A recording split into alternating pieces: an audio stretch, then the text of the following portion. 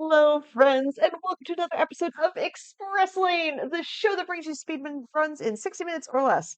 I'm Oscar 424, currently in this really weird cave that's not my normal place, and it just happens to be outside of where SGDQ is going to be next week. And I have my quirky co-host sleeping around me. But also, if you're curious about the schedule that's coming up on Hotfix, not just the one that's really cool right there, you should check out this week's schedule and explore all of the full season lineup at gdq.gg/hotfix. But looking at today's schedule, I am noticing a trend of, well, I'd like to call going back to my roots here of Jumpman and Donkey Kong.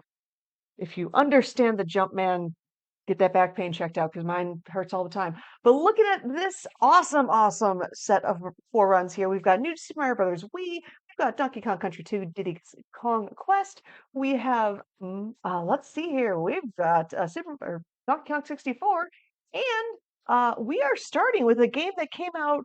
Looking at my wrist, not too long ago. We have Mario Kart World all question panels on the Switch 2. It's going to be run by ISL, and I'm going to pass it on over to the wonderful commentator duo of Ben and Helix. So, hello, friends. Hello, thank you so much for that intro. Yes, this will be run by the world record holder, iSalad, who was unfortunately unable to turn his mic on today, but that's okay, because you've got me, current second place in all question mark panels, and Ben is here as well. How you doing, Ben? Hello, I'm doing well. I'm top 5, I believe. The run. People are so good at the game, I can't keep up. Yeah, there are suddenly like 5 or 6 people within like a minute of world record. Very recent developments happened in the past few days. People are popping off. But with that said, yes, this is Mario Kart World. You might notice that Salad is on just like the like profile select screen. That's because we need to start from a brand new file here. But I think let's just get the show on the road. We can talk about it as it's going. So on go, 3, 2, 1, go. Good luck. You'll see. Yes, you'll see Ben click into the game. Technically, we don't start time for like another, I think it's 16.7 seconds. So technically you could subtract 16.7 seconds from whatever this time ends up being, because time starts after this load, so it would start right now when this cutscene begins. And I hope you don't like I hope you don't mind if Jumpman leaves your screen pretty soon, because he's not going to be here too much. I do hope you like him, because there's more Jumpman coming up in the show, but we will be switching really quick here as soon as the game gives us control to, I believe Salad plays as Baby Daisy, who is used for her high acceleration and handling stat. That's very important in this category. You will see why shortly. Game's just about to give us control. It's important to start from a new file because obviously, you know, once you collect a panel, it's collected forever. There are other things like traffic cycles and such that we need to be consistent as well. So here we go, starting with Mario Bros. Circuit, this first track. There's so much you can do in this game. You can grind rails like that. You can do some charge jumps.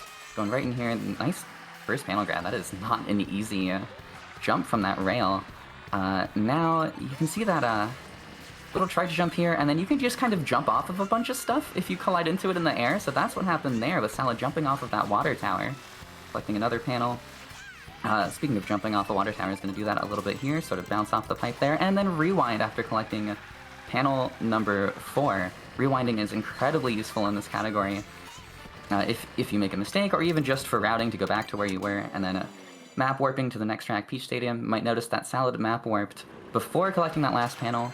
Not to worry, it activates right there. That's because the cart just keeps traveling while you are map warping. So we can map warp before collecting panels, just let them collect while we're warping. Save just a little bit of time, squeeze out as much time save as possible here. Meanwhile, jumping to this panel underneath the moat. As you can see, extremely fast-paced. I'm going to catch my breath and let Ben take over for a little bit. Extremely dense here. We saw over there, Salad did a warp back to Peach Stadium. We do that a couple times in the run because since the Switch 2 loads are very fast, it sometimes is faster to just warp back to the beginning of the stage so you can go to the opposite direction, like Salad just did right here. Yeah, it's very helpful in certain cases. Like, getting back up there from the moat would have taken forever. There is our first instance of Dash Food. Not too terribly important yet, but it will be important soon. And here we go into Crown City, and this is a very particular route. Oh, wait. I'm actually shocked that there's no glider ramp here. This looked good to me. I don't know why there wouldn't be a glider ramp. Yeah. So we play Mario Bros. Circuit into Peach Stadium, specifically in that order, and if you do everything correctly and quickly, then you should get an ideal traffic cycle here at the start of Crown City with a glider truck that can get you up to that first panel very fast, saves a lot of time. I'm surprised Salad didn't get it. I didn't notice any obvious mistakes that would have caused him to get a poor cycle, but hey, it is what it is. Yeah. We move, as is a marathon run. Not a huge deal. Thankfully, it only really impacts that one panel. We do want a glider truck for the 9th panel here. That's the other thing to talk about, I suppose, is that Crown City has 10 panels as opposed to the 5 that are on every other track. There are 29 tracks we play in this run, 150 panels total. That works out to 10 panels on Crown City and 5 everywhere else. More rewinding, you may also notice in most cases, it doesn't always work at this with triple shrooms, but in most cases, if you use an item and then rewind back to before you use that item, you will get your item back, which is also used a few times in this run. You have to be careful though, if you rewind too far to before you got the item, then you won't have it anymore. It seems like Salad got the ideal glider over here to get to the 9th panel quicker. Yeah, that was like almost perfect. Glider was right there. Extremely ideal situation. And going over, going over here on the pier now to panel 10, and then we will be moving on to Koopa Troopa Beach. Now we get to take a little bit of a breather after the ridiculousness of those first 3 tracks. Not that there isn't stuff happening here. Turn around as we grab this panel and then get another dash food. And now is a good time to talk a little bit about dash food. There are sort of 3 tiers of food. There's a small food, which gives a very small boost. A sort of medium-sized food that gives a boost, I think almost the exact same as a mushroom. And then a large food that gives a boost even longer than a mushroom, so about, I think, 3 seconds of boost for a large food. That one, I believe, was a medium food that Salad got there. Just helps to cut out some of that off-road. And now we're just going to panel 5. Taking the scenery. Yeah, not much you can do here. If you're very lucky, some items will parachute down and you can get one on your way, but that is quite rare. Moving on to DK Spaceport. This is the first instance of what I like to call a smart steering jump. We're gonna just sort of run into this wall. Smart steering will let us sort of slide around and we can charge a jump while doing that. To get on that rail, go get the first panel very quick, and now we're quitting free roam. That's it, we're done, run's over. No, we do this because quitting to free roam places you elsewhere on the track. And in this instance, it places us closer to the second panel. Otherwise, it just takes forever to get to this panel from panel 1. So, little helpful thing there that'll come up at least once more, maybe twice, if I'm not mistaken. Yeah. Feather is unfortunate here. You really want a speed item for this. Feather doesn't really do much here. There are only 5 possible items you can get while in single-player free roam. That is single mushroom, triple mushroom, golden mushroom, star, and feather. Feather is usually the worst one to get, not always. Sometimes it can be helpful. But in terms of just like pure which items help you go the fastest, usually feather is undesirable. Triple mushroom and golden mushroom are the best items to get. The ending in DK Spaceport just takes a bit. Although, you may have noticed earlier that Salad rewound and did not continue accelerating after a rewind. Usually, after you rewind, you'll want to keep holding A, so you keep your speed that you had before the rewind. But if you are not holding A, when you finish your rewind, you will stop dead. This is incredibly useful for if you just need to turn around, or if you just like made a mistake and your momentum was about to carry you off the track, then you can just completely stop your momentum. So stuff like that. Feather here is actually really nice because... Oh, Feather into Chips. Chips is a large food item, so that's going to be like 3 seconds of boost there too. So this is an excellent combo to have here. Feather will give a little bit of height, which will be useful for what Salad is about to do, coming up very soon. Gonna go off of this glider and glide all the way over to a panel number 4. This is not a glide you're normally able to do, but with the help of some items, we can make it all the way over. It's deceptively hard, that trick. Yes, not only do you need items, you also have to hold like the correct angles on your analog stick. It's ridiculous. Cheeky little charge jump here to get onto this rail, immediately jump off and collect panel 5, and that is Whistletop Summit. Very cool. I'm so glad that that glider thing works. Yeah. And then, sort of another natural break with Desert Hills. Kind of a fun little charge jump coming up here to collect this first panel, but then things are relatively straightforward from here. There's a rewind and a couple of rewinds involved, but you know, nothing too ridiculous and nothing we haven't covered yet.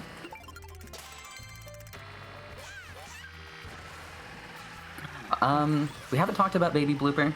This is, I think, largely considered probably the best vehicle in the game. You see it everywhere in time trials, you see it in speedruns of other categories, you see it online all the time. It just has very good stats, pretty much across the board. And I find that the larger hitbox of a cart compared to a bike helps us out too. That's just a larger hitbox that can then hit panels. And now we are into Shy Guy Bazaar. Our break is over. This track is very cool. Trick to get on this rail, get some speed, jump over onto this little platform here. Get onto this rail, jump over to this platform, and now we're doing another smart steering jump to jump up over toward this panel. Careful not to rewind too early, or you will rewind to before the jump, and you'll have to do it again. Then we are on some rails for a bit to climb all the way over to the top of the palace, where we will reach panel number 2. This is a recent reroute. I say recent, it's like a week old, maybe a little more. So not super recent in terms of how long this game has been out, but still very important. I believe it was found by Spooky Spoon, if I'm not mistaken. Yeah. And then, yeah, we can clean up the last 3 panels after jumping off the roof of the palace here. And that is Shy Guy Bazaar. Now into Airship Fortress, which we will see yet another smart steering jump. I believe this is the last one. This panel is awful to get without this. So thank you, Smart Steering. Never thought I would be saying thank you, Smart Steering, but thank you, Smart Steering. Yeah. Oh, here's Nabbit. Nabbit came to play. Oh, we actually caught Nabbit. Okay. That doesn't always happen. You only get a sticker for that. It doesn't matter, like, at all. But... Yeah, there are a couple of Nabbits throughout the land, but there's only one Nabbit sticker to get. Yeah. Anyway, you saw us get panel number 2 on the way to that glider ramp, and now we are going to kind of nosedive, bonk into panel number 3, and then rewind back up to collect the last 2. I love the routing in this category. It's so unique and so fun in a lot of places. Yeah, for sure. I see a question in chat, just getting all panels unlock anything, and I will give you all a spoiler and say no, it doesn't. All you get are you get 1 sticker per panel, and that's pretty much it.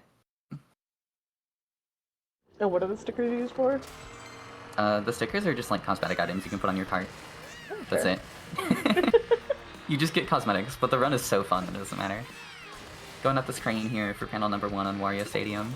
These retro remakes, by the way, are incredibly transformative. I forget I'm playing a retro track when I'm playing these. Yeah, They're same. so For good. sure.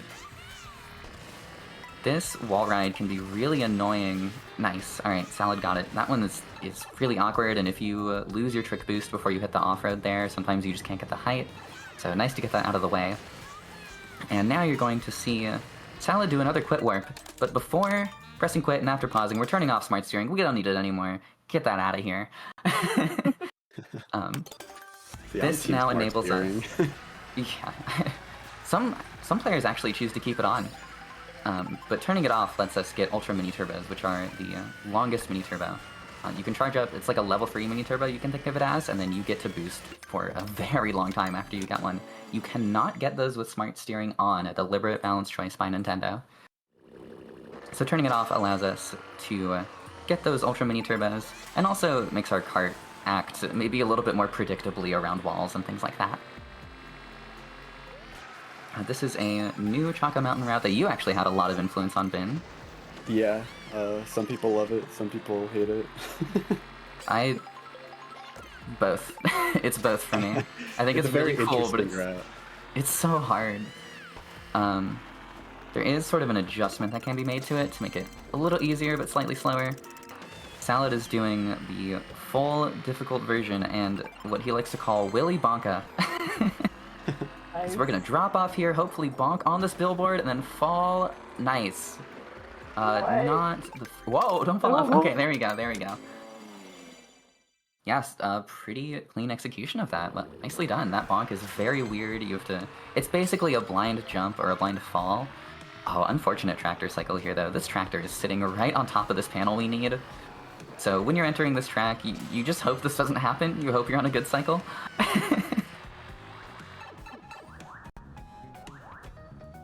But that, I think, is the main thing to talk about here in Ted's Factory.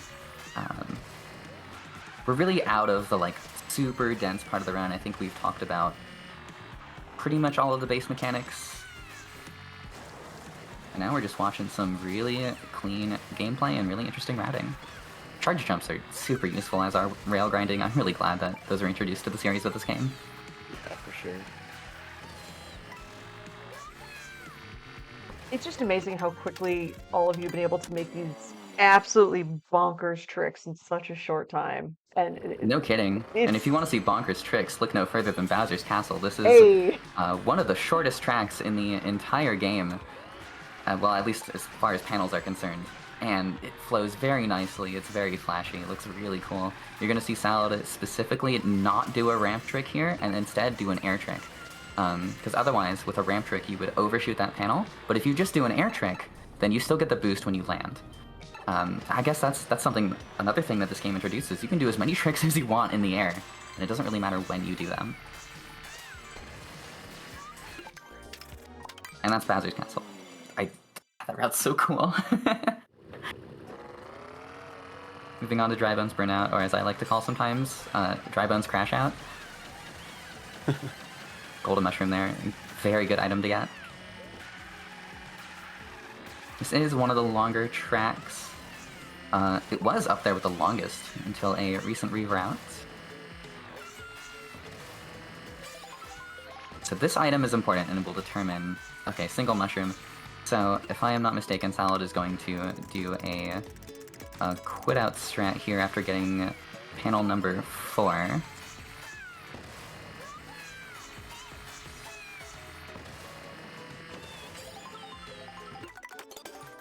Yep, quit free roam, and that will put us pretty close to panel 5. It's difficult to get to if you only have like a feather or a single mushroom, but you can just do this. You can jump right on top of it, and on to Mario Circuit.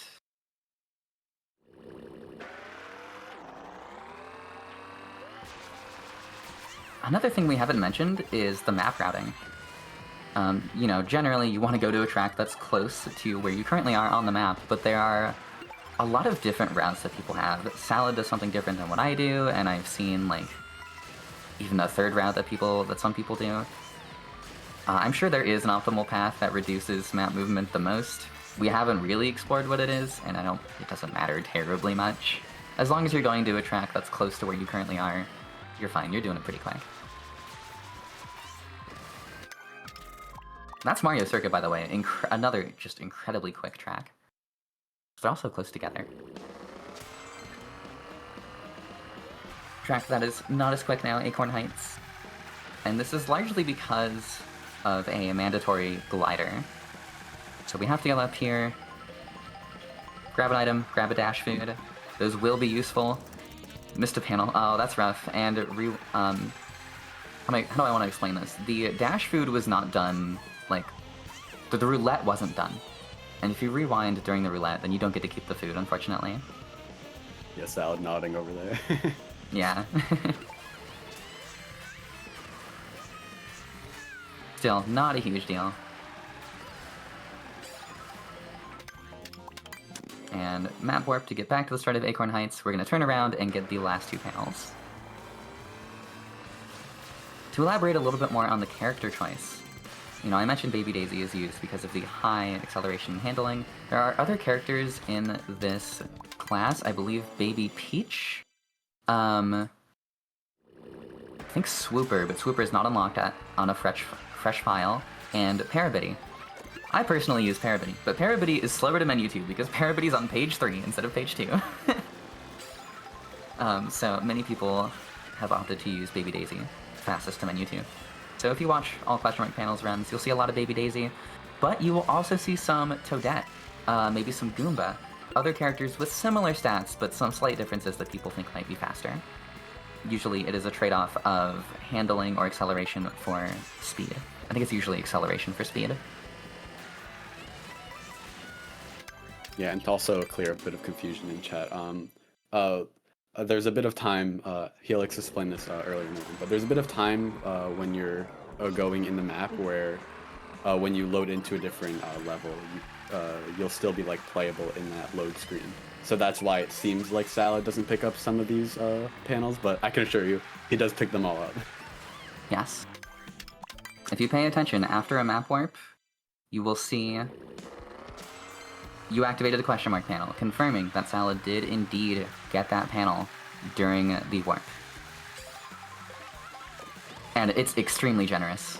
You have a lot of time after you warp to collect a panel.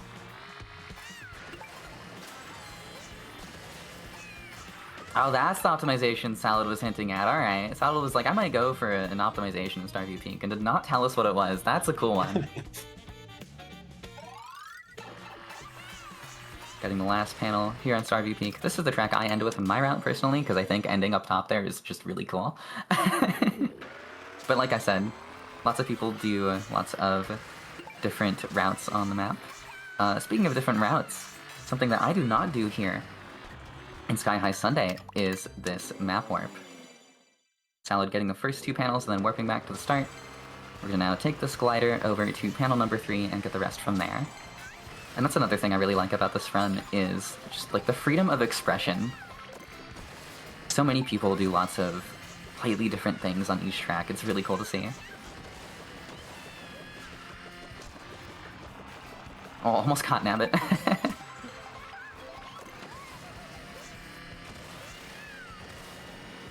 Gonna go through a pipe here to get up to the final panel.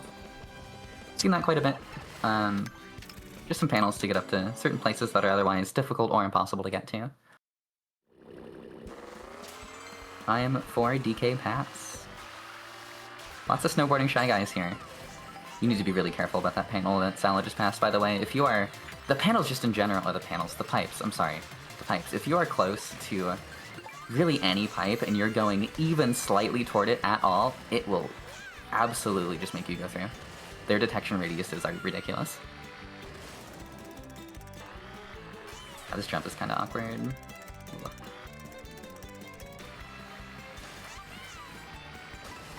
you're seeing another great use of rewind there, just to back up certain strats. This run would be far more difficult if you couldn't do that. Yeah, rewind is a big lifesaver for this this run. I mean, all of Mario Kart World really. Like, you can use it to dodge blue shells and stuff like that. So, rewind's a very good feature for us speedrunners. No kidding. That said, if you don't want to use it, I encourage you to try routing a run like this without it. I'm really interested to see what no rewind categories would look like. It will change the routing quite a bit, because you'd want to end with the panel closest to the next track you're going to. It would also be much, well, no, that was map warping I was talking about. You could try no map warping as well, but even things like no rewind, you would have to find different routes and different ways to get to other panels. Chat asking, wait, can you rewind in actual races? And the answer is yes, in single player. Not in multiplayer.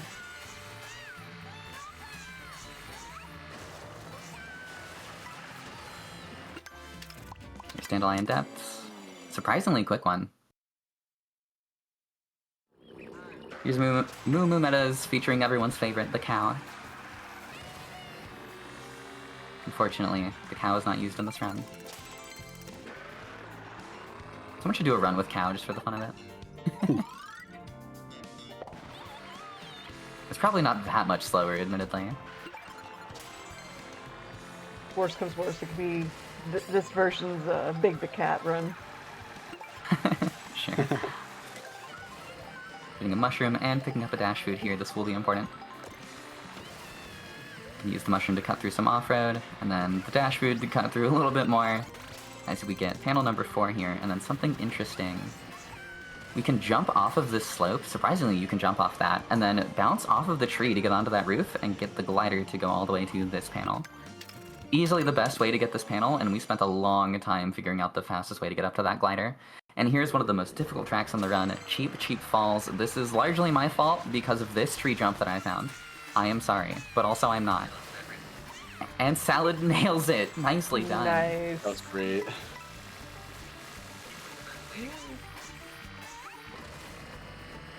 Yeah, that is very, very difficult. Also, we can use this like little seam here. This doesn't count as off-road for some reason, so that's nice.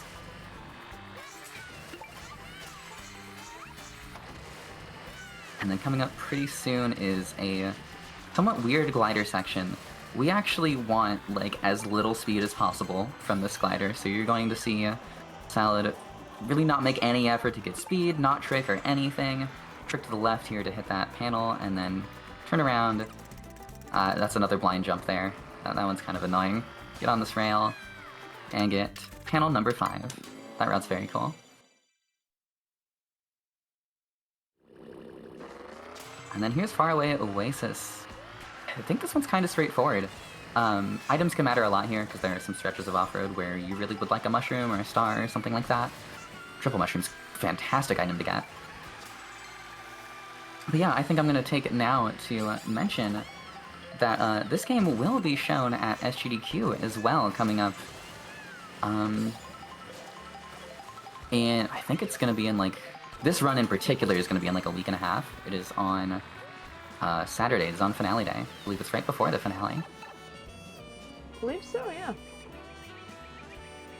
I'm on commentary for that run. It is a knockout tour run by Peas. All knockout tours. This rail helps us out quite a bit here. Just less off-road to have to drive through. And you can just bonk this wall and collect this panel. You don't have to wall ride, you don't have to try to jump, you can just bonk the wall and it counts. It's nice. What's And here's interesting one is of- with smart steering, you can't do that. Really? Oh yeah, I guess that makes sense. I didn't consider that. So that's another reason to turn off smart steering. Yeah, This is one of my favorite tracks, Salty Salty Speedway, partially because of that, like, lamp jump right there. That's really cool. Yeah, that's a really good point about, smart steering. And here's, like, the slow, awkward middle section of Salty Salty Speedway where you have to go over here to get this panel and then just rewind. It just doesn't fit in anywhere else cleanly. I've been looking for ways to rewrap that and cut out that rewind. Because rewinding is slow. Like, it is, at the end of the day, backtracking. It's a faster backtrack than normal, but it is still a backtrack. Feather, actually, great item to have here. Because this last panel is on top of this building, and you can just do that. Normally, you have to do a very difficult jump to get up there, or you have to take the long way around, but with a feather, don't need to worry about it. Onto Wario Shipyard, or as you will see in this version of the game, it's called Wario's Galleon. And that's another jump off of a light there. Whoa, barely made it. Oh my goodness. That's an example of something I would not recommend trying for players just getting into this run. It's far easier to just go around. We're going to rewind to before the item set. So we get an item while climbing up here. Golden Mushroom, always a good item to have. And this item will be really helpful for the jump for the last panel. There's not too much item RNG in the sense that you can't lose... A run cannot die to not having the right item. Every item is either useful for like a place where you need an item, or there are backups that don't lose too much time. And Peach Beach is another great example of this. After Salad collects the first 3 panels here, we're going to see another map warp. And then he's going to collect 2 item sets on his way to panel number 4. And we need a non-star item from those item sets for sort of a rooftop jump that we're going to be doing. The nice thing is, if you get a star from the first item box, the second one cannot be a star. Also, what just happened? Incredible RNG to get an item car there to not have to go out of his way for the first item set. Are you kidding me? I've never seen that. We can say that's never happened before. Tekken hit the button, if possible. There we go. Feather makes this jump free up to this pipe. And that'll take us up toward panel number 5. That jump is not possible with a star. So that's why I was talking about it. We are almost done, by the way. I believe there's only 2 tracks left in Salad's route here. So quick. This run goes so fast. I mean, Salad has a sub 30. World record right now is a 29:29 by the man himself. So, I mean, that's about a minute for every track. Ridiculous. I believe it comes out to 1 panel like every less than 12 seconds. It's so quick. That's so wild. You're going to see a particular setup pretty soon. A couple of pipe jumps first, just to get to some of these floating islands. And then here we go. I'm going to wait until we stop spinning and then hold right and mash trick. That'll set us up nicely for this final panel here. And on to the last track of the run, Dino Dino Jungle. Time will be when Salad collects panel number 5. Of course, I will call it out. I love what they've done to this track. It's really cool. Just like the Jurassic Park style. Neat. Dropping down here for panel 1. Panel 2 is on this ramp up to like the main dome sort of thing. A very striking feature. That jump is awful. It's very easy to just not get a trick from there if you like time it even slightly wrong.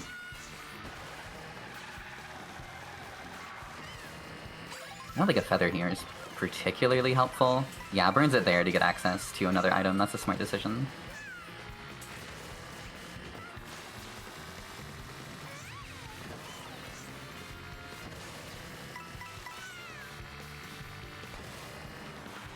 Here comes the last jump of the run. Time is coming up. And time. That was an absolutely phenomenal run. Well done, Salad. Great. I need to see what the time on that was. That is, I'm checking up on it. That's pretty. I'm pretty sure it's 30. It's close. That was Yeah, a 29:50, and remember, I believe we started time early because we started it before the load. So if you subtract 16.7 seconds from that, that would be oh, I can do math. That would be a 29:34. Yeah. Which is about 5 seconds off of world record. So you all just saw one of the best all question mark panels runs you could have possibly ever seen. That was extremely well played, Salad.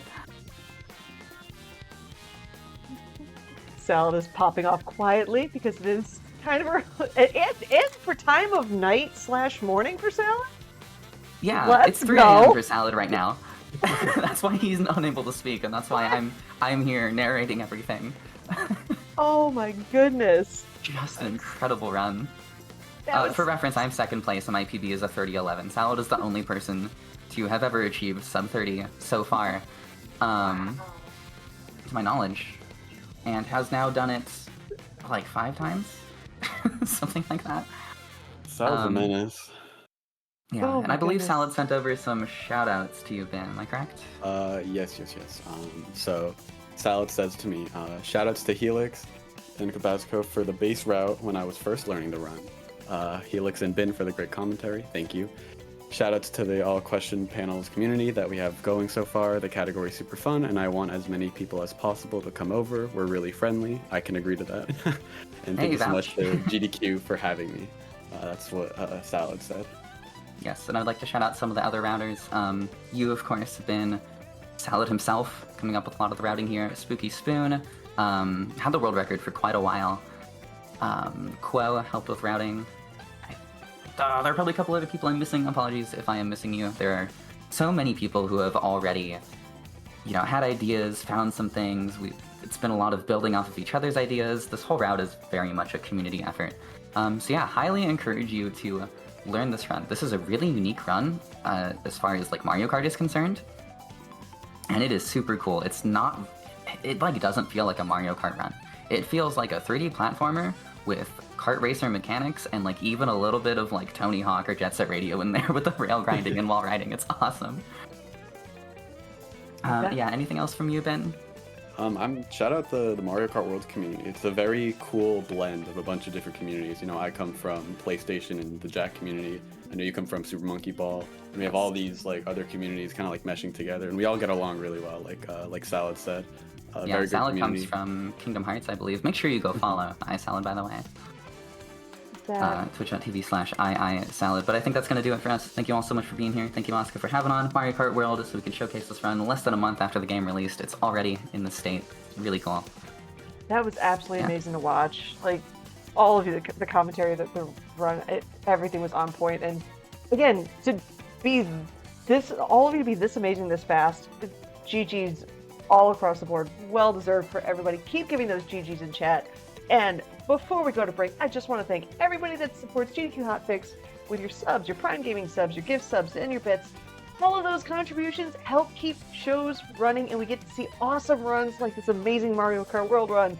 So if you're enjoying this stream, which you totally are from what I can see in chat, maybe consider subscribing. You can get some exclusive emotes and get some ad-free viewing and access to our chat during the replays.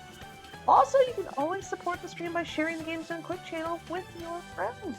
So sit tight, and we're going to be continuing on with this wonderful Jumpman and Donkey Kong stream coming up in a little bit. We're going to go to Donkey Kong Country 2, Diddy's Conquest.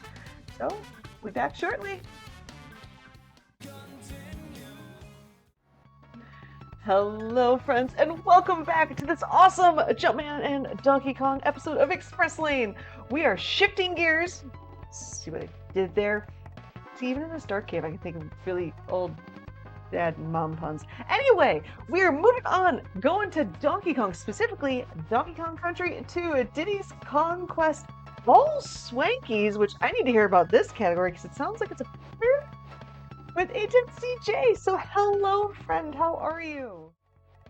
Hello, thank you very much for having me. I'm A10CJ, and yes, All Swankies is a pretty new category for DKC2, but it has gained some pretty quick popularity, and we're happy to tell you more about it as we go along. Let me introduce my my commentators here. Take it away. Hello, I'm Lena, and I'm with the Graceful Shutdown, if you want to say something. Hey everyone. I'm Graceful.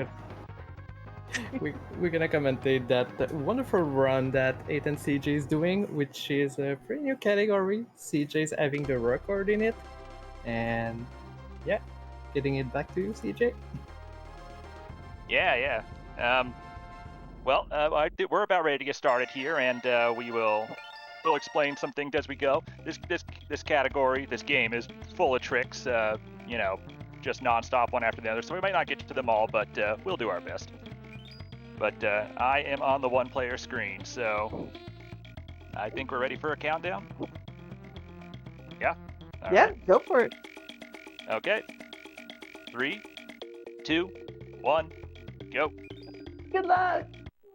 So Thank this category you're gonna see is pretty similar to Any Percent, if you know anything about Any Percent DKC2, except it has one major difference, is we need to collect coin.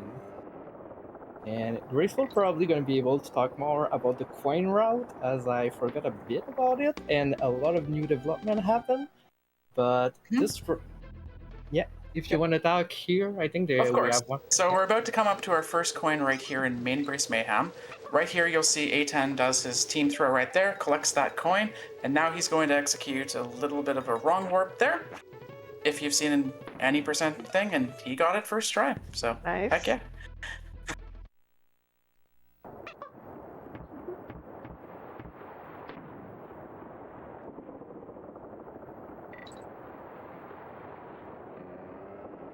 Yeah.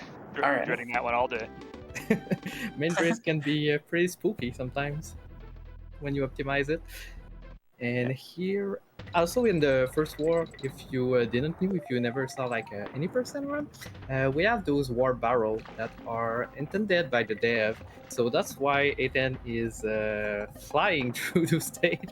We almost So right already here have we'll them. pick up 2 coins that are just right along the route. You'd see these 2 coins get picked up in the Any Percent route, so no real additional time to go and get them. And with that, we have our first Swanky of the run. So Anyway, Swanky offers three questions Wow. and 3 quizzes. So basically, you have a lot of menuing, which is something you don't often see in a DKC game, and he's already done it. So now we're on to Topsail. Yeah, that make it more like one of the aspects we rarely see in platformer, which is menuing. Here we're gonna have a wrong warp again. Here we go. hmm Very quick. And we're on to our first boss, Crow, who also has 2 DK coins, or sorry, two banana coins. No, we're just collecting the banana coins, not the DK coins. You'll see them get collected right before the 3rd hit, right here. He just goes 1, 2, and then there. Okay. This boss is Will we notorious. get the fakeless? Oh, Oh my god. Fakeless. How about that? Marathon luck. yeah. Now that is All right. generous.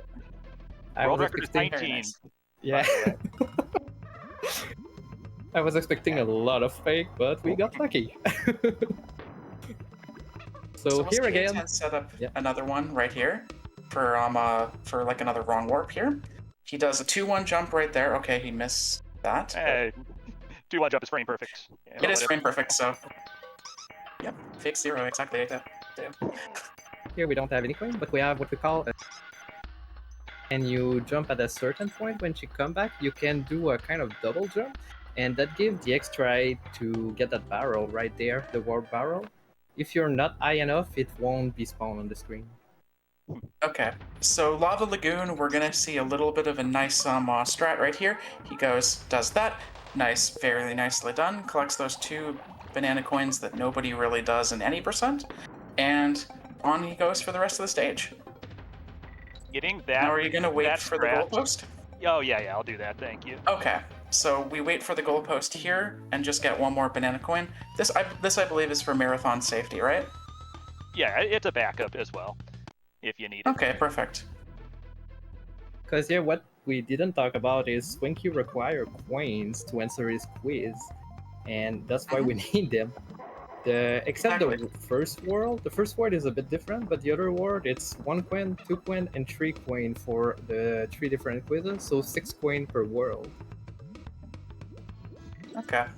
So yeah, So- you may have noticed we skipped this Swanky in World 2, but because we didn't have enough coins. But now we're going back. We're gonna go back. So, right back to Swanky. Also, you see CJ going really fast. That's because the questions are always the same answer. So, if you know enough, you know exactly what you're gonna have to answer. So it's a bit easier on that part, but it's implied that it is a lot of mashing and a lot of menuing, which platformer speedrunner are not used to usually, which makes this category so interesting. Yeah, it's the only category in DKC2 where banana coins are factored in. Yeah, also that. So that was 1 coin that we picked up on Squawk Shaft right there, just along the route, so not really much of a deviation here, which brings us to Cleaver, who has 2 coins stashed in the top right. We'll see those collected later in the boss battle here. Here we're gonna have a trick that saves a couple of seconds, but can lose a lot if you miss it. That's called Lava Fly.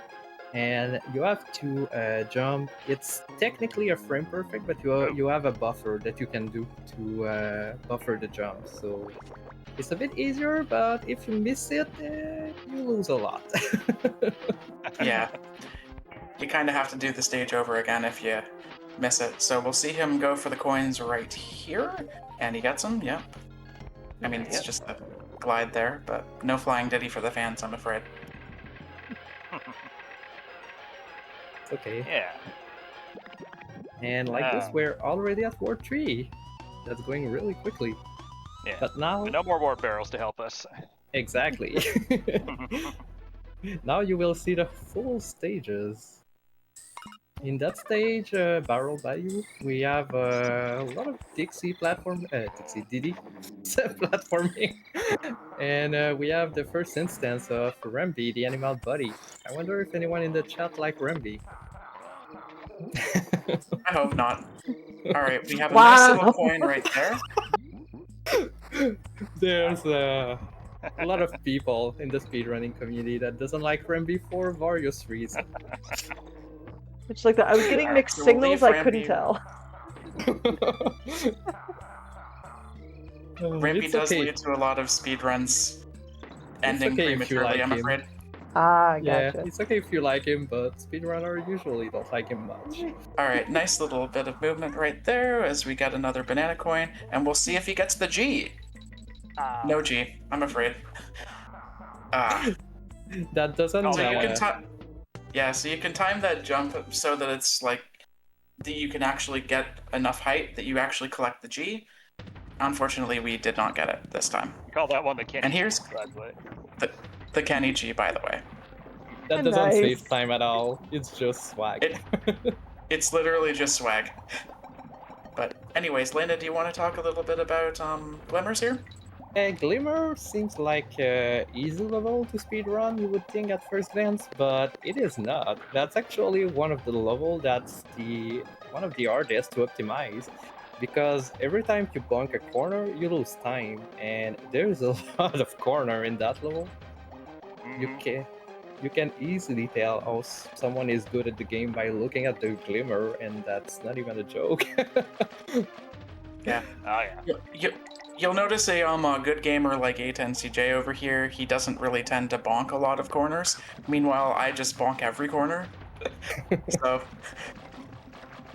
it's one of those things that you definitely get better at it the more that you practice it, but Yeah, anyway.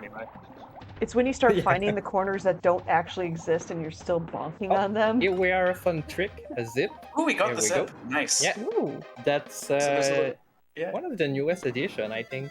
Mhm. A couple of months ago, I Yes. think. Yeah, so relatively new zip. I think it costs like about 0.2 seconds is what I have here, or no 0.4. Sorry, 0.4. Sorry, and it just looks very swag. So we always love to see the runners go for it. And by Alright. having that coin there, you can skip coin later on that take more time to get. Exactly. So, all right, we'll see a little another wrong warp get executed here. Let's see. Yeah. There we go. First try every time. Nice. Basically, the cutlass are really weird. Here we have another coin. The cutlass are really weird in this game, and for some reason, when they remove their sword of the ground, if you took damage and you going out of a barrel, that wrong warp you. The detail, I'm not sure anybody knows it, actually. I haven't seen anyone that could There's answer one that person question. that knows it and made a Yeah. like 30-minute YouTube video explaining all the technical aspects Yeah, of it. it's pretty Mhm. pretty complicated. But the short version is it's wrong warp you and save a lot of time. Yeah. That level, pretty cool level over here. Some people hate it, some people like it. Some people say it's the best level. Nice little damage boost right there off of the cannon to get that one coin on the way. Nice little slick move right there. Lena, is this the best level? Yeah, this is the best level indeed. Oh, nice. Here we have what we call the Okay. YOLO. It's what it says. It's a jump that can be dangerous, but we have backup Dixie here if that thing happened, so we're good. Yep. And here we're at Slime Climb. We have a really fun trick called Super Jump, Water Swap Super Jump. So you saw CG swap in the water, and here, whoa, we're flying. Wee. That saves time, but that's also really important because it stops the water from rising, and we need that for the wrong warp here. We clash the beetle, got invisible object, and here we go, wrong warp. There's a lot Oh, wait. of wrong warp. Gotta go to Swanky, don't I? Gotta go to Swanky. Don't miss Swanky, it's gonna be sad. And actually, there was a question about Swanky. Is it the same Swanky in every world, or are there actually 6 different Swankies that you're interacting with? That. You know, inquiring minds would like to know.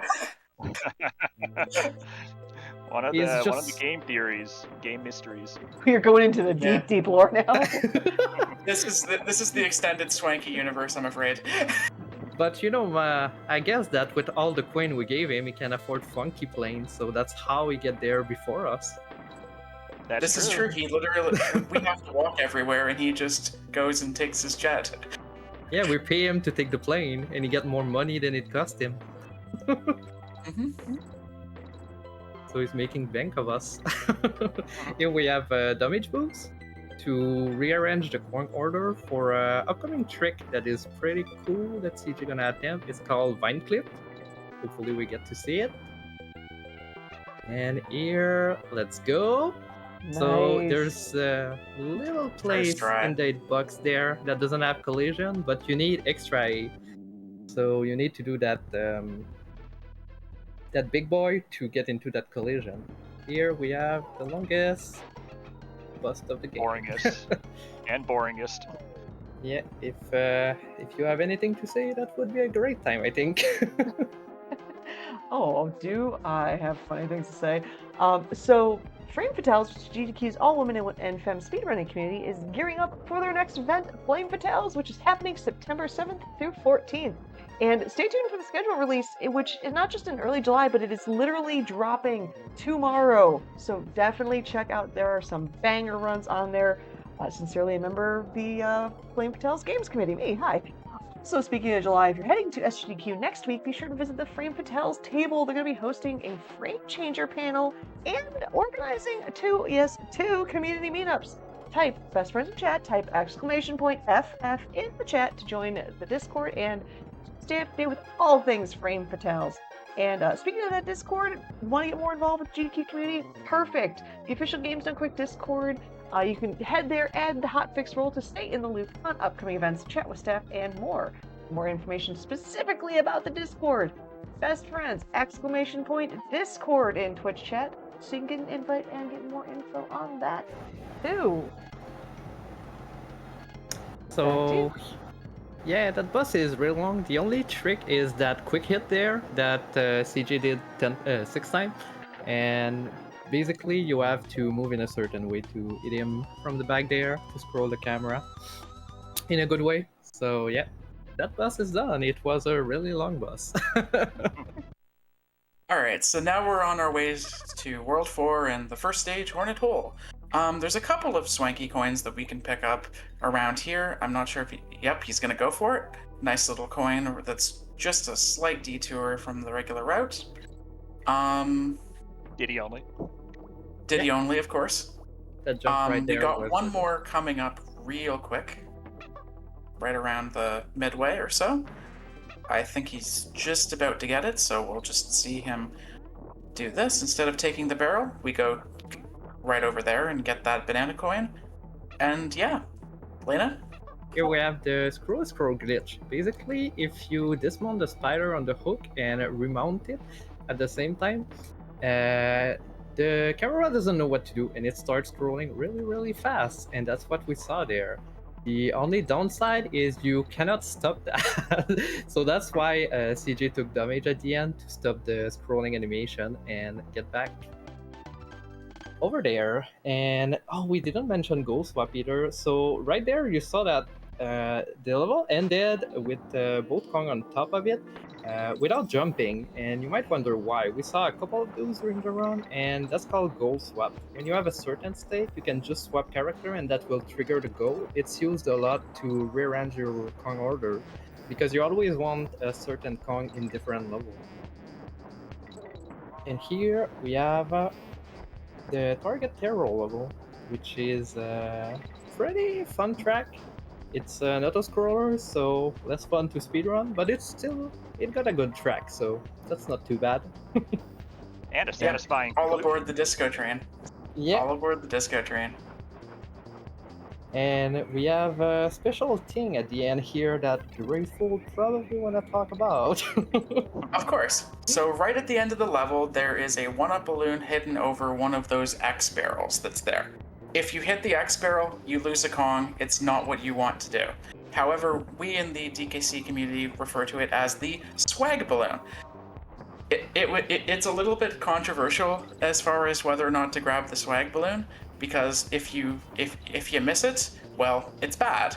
And in order to avoid it, you just simply do not jump and do that. However, for all swankies, we have we have it in the rule set that it is strongly recommended that gamers go for it.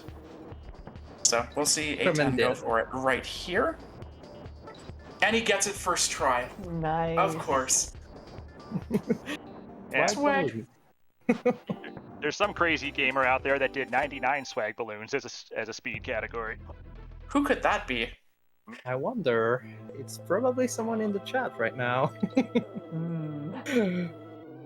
And here we have another wrong warp upcoming. So we hit the beetle, we get the invincibility barrel, get the beetle, clash it on the wall there, clash it on the wall there, and after that we're gonna be able to use this invisible object, throw it, move the bonus, and boom, we're out of the level. Just like Nice this. backups. Yeah, that was a pretty sick backup. Yeah, not sure how I missed the clash the first time. Yeah, when A you friendly miss it- reminder to you, A10, to not read chat during this stage. Just Always don't good do it. advice. Don't read chat. This stage is pretty notorious for a first-time speedrunner of this game because when you start running it, you think like, oh, this stage is easy. It's like perfect time to read chat. Until one day you read chat and you die and you realize you lost like 2 minutes. Then you know to not read chat anymore. There is people that make emote out of this called "Don't Read Chat" with the flag. I'm assuming it's one of those rites of passage when you play this game at Yeah. some Oh, point. it would have to be, yeah. That and number 2 guy in that race that we're gonna see here. When you start, if you don't know where to jump, you just die instantly because you jump and you bounce in the pit. So that's this level got a couple of rite of passage for new runners, but it got really good music too. So, and here we go, just like this, already done. Upcoming, Awkward spot. yeah. We're doing Swanky after model, I think, right? Nope. No, here. Nope, Okay. go for it right now. The new route. Oh, nice. So So- my favorite swanky quiz question here is the very first one. What is my name? You walk into the swanky thing and he asks you, what is his name? Took through World 4 to get to that one, huh? Yeah. Yep. Alright, back up here. Back up coin. Doesn't cost that much. Yep. So this level can be really rough. Like you see there, you roll under a lot of barrel. If you miss any jump in that, you die. There's no coming back. So there's another one coming up soon. That eagle pit was really nice, also hard to do. Here we taking the mid barrel for safety because that level can be rough in a marathon. So let's see if CJ get it first try. Nice moonwalk.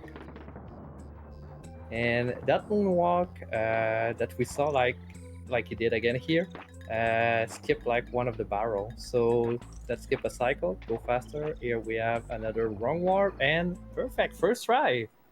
Very clean mud wall for you. Yeah. Very clean. Very clean. Always remember to keep your mud holes clean, gamers. That some gamers struggle we with are- that. Okay. Like honey climbing right here. Here we have honey climbing. That can save a lot of time. Here we have another big boy. Nice, we got to the hook. Honey climbing doesn't seem like it can save time, but it can save a lot of time in a run. Like some people wonder where they lose a lot of time in World 4. Usually, a lot of the time it's honey climbing, and it's really rough because you need to do like right left, but really quickly, and that's hard on the wrist. Yep. Yeah, so Yeah. for Rampy Rumble here, somewhat recently there was a wrong warp Nice. discovered for this level, but it's a little bit still not quite marathon safe. So instead we just opt to charge through the rest of the level with Rampy. Yeah, it's still under a bit of development to get it optimal, and it was only task until a few months ago, so it's not yet there to be in a marathon, but a couple of people working on it. Soon. Alright, so we collect 2 more banana coins just by going to the left there. Okay.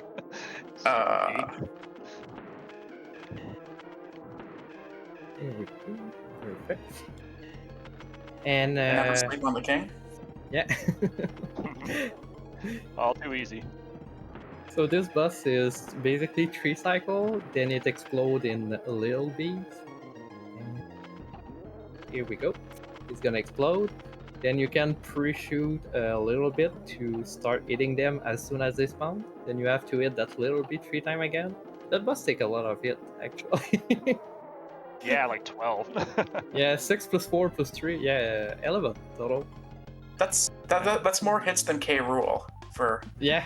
some kind of context. Oh, There was like a Maybe he frame was the perfect, real final boss. like, yeah, pixel perfect trick to eliminate like 4 of them. Yeah, but it's I don't think I've seen anyone get it in a run, to be honest. I just seen it saw in a it, race but- one time. Yeah, I saw it, but not in a PB run. It only happened when you can't PB. Here, Ghostly Grove, that's a really good movement level. It's really fun to learn, really fun to execute. It's purely movement with Diddy.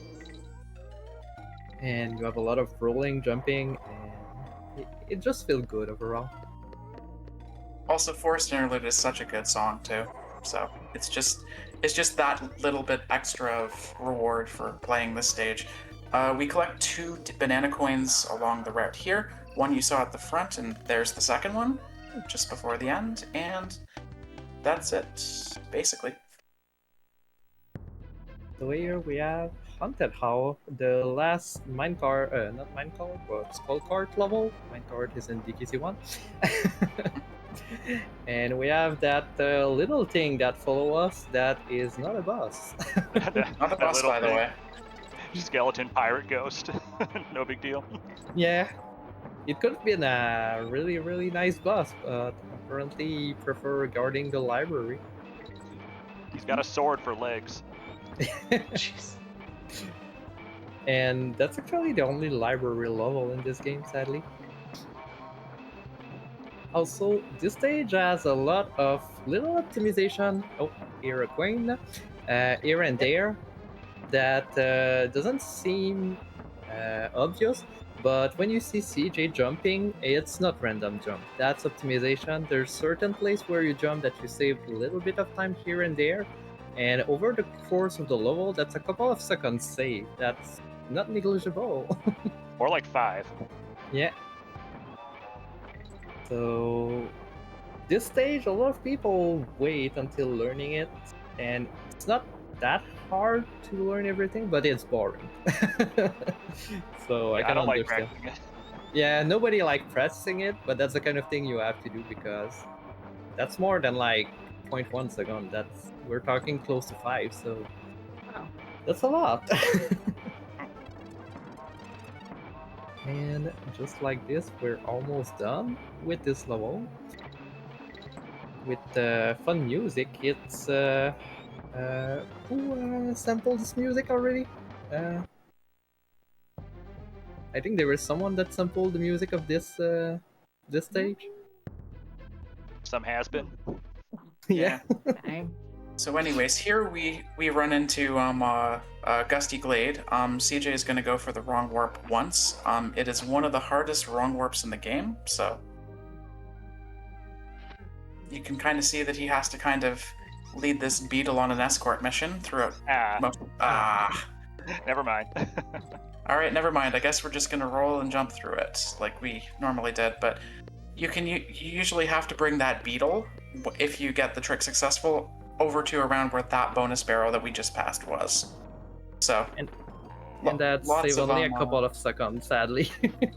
I think it's like 5, if I remember right. I could be wrong though. 4 to 6, depending on your skill level with Warpless Gusty. Yeah, Warpless Okay. can be rough too, so... Yep, neat little trick right there to just kind of get into the barrel. Yeah, that will put the air state that will be used right here to goal swap. So the team up throw into the barrel was for that swap at the end, else you don't have the state needed. And now we have one of the coolest speedrun levels. When I was learning this game, it's Parachute Panic. You just kind of fall. Yeah, and normally you use the parrot, but the parrot is slow, and we don't want to be slow, so we just ditch the parrot every single time we meet him. And that's a pretty neat level. If you want to learn one thing about this game to show to your friend to look cool, learn that level. It's not that hard to learn. It's easier than it seems like, and it's really cool. Like, oh, here we missed the thing. Gonna go for backup. Perfect. Nice backup. Nice Yeah. backup. That backup is not easy to do, and a lot of people don't even know how to do backup. So always learn your backup. Yeah, that was so seamless. Like I wouldn't have been able to tell it was a backup without you saying something. Oh, no, up there.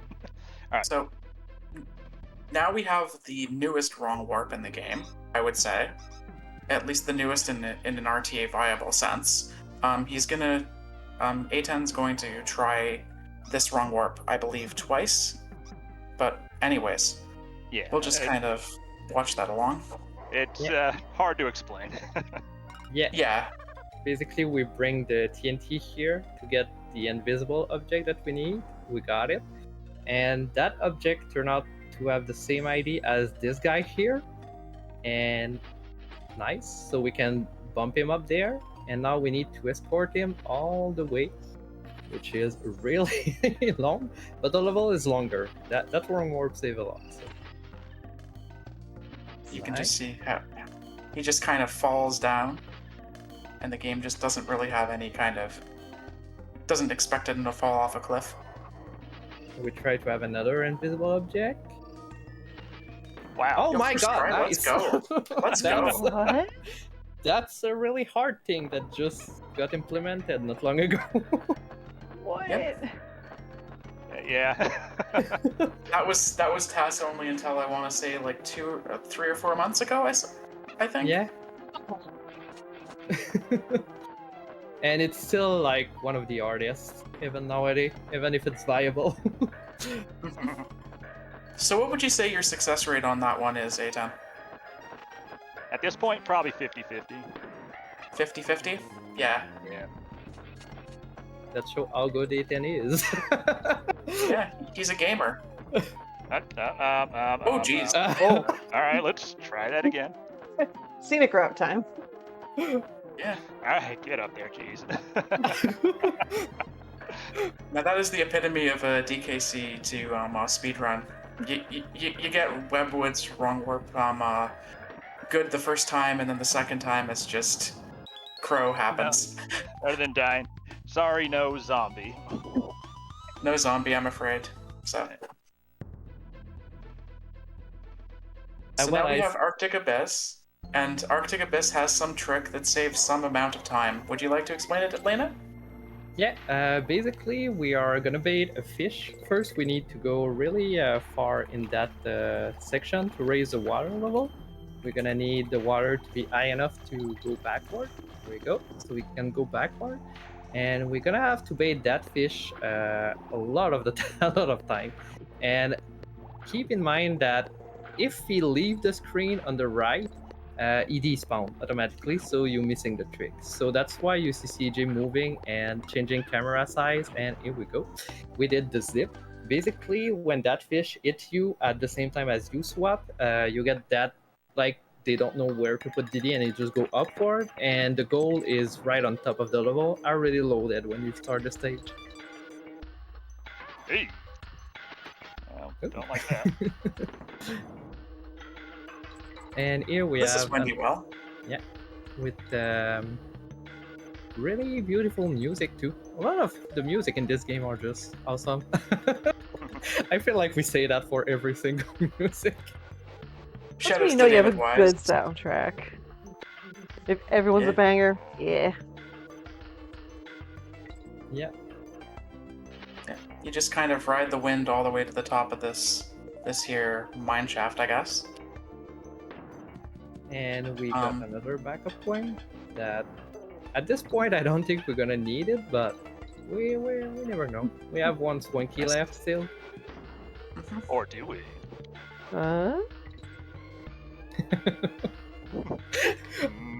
At least one while the timer is running. At least that. There is the other swanky that does appear in the credits, but it's not technically a part of the all swankies, so I guess it's most of the swankies? I don't know. It's controversial. Discuss in the chat if you need to. If we show the swanky during the credits, then incontrovertible. Yeah, at that point, run's validated. Yeah. Coming next, we have another World Warp, and not even the last one yet. There's so many. Yeah. Especially in the recent year, people keep discovering new ways to do run warp that are way too complicated, but that people get it and run, like Webwood. So here we're gonna clash that barrel on the wall to get invisible object. We throw the cutlass and get it as remedy, and here we go, run warp.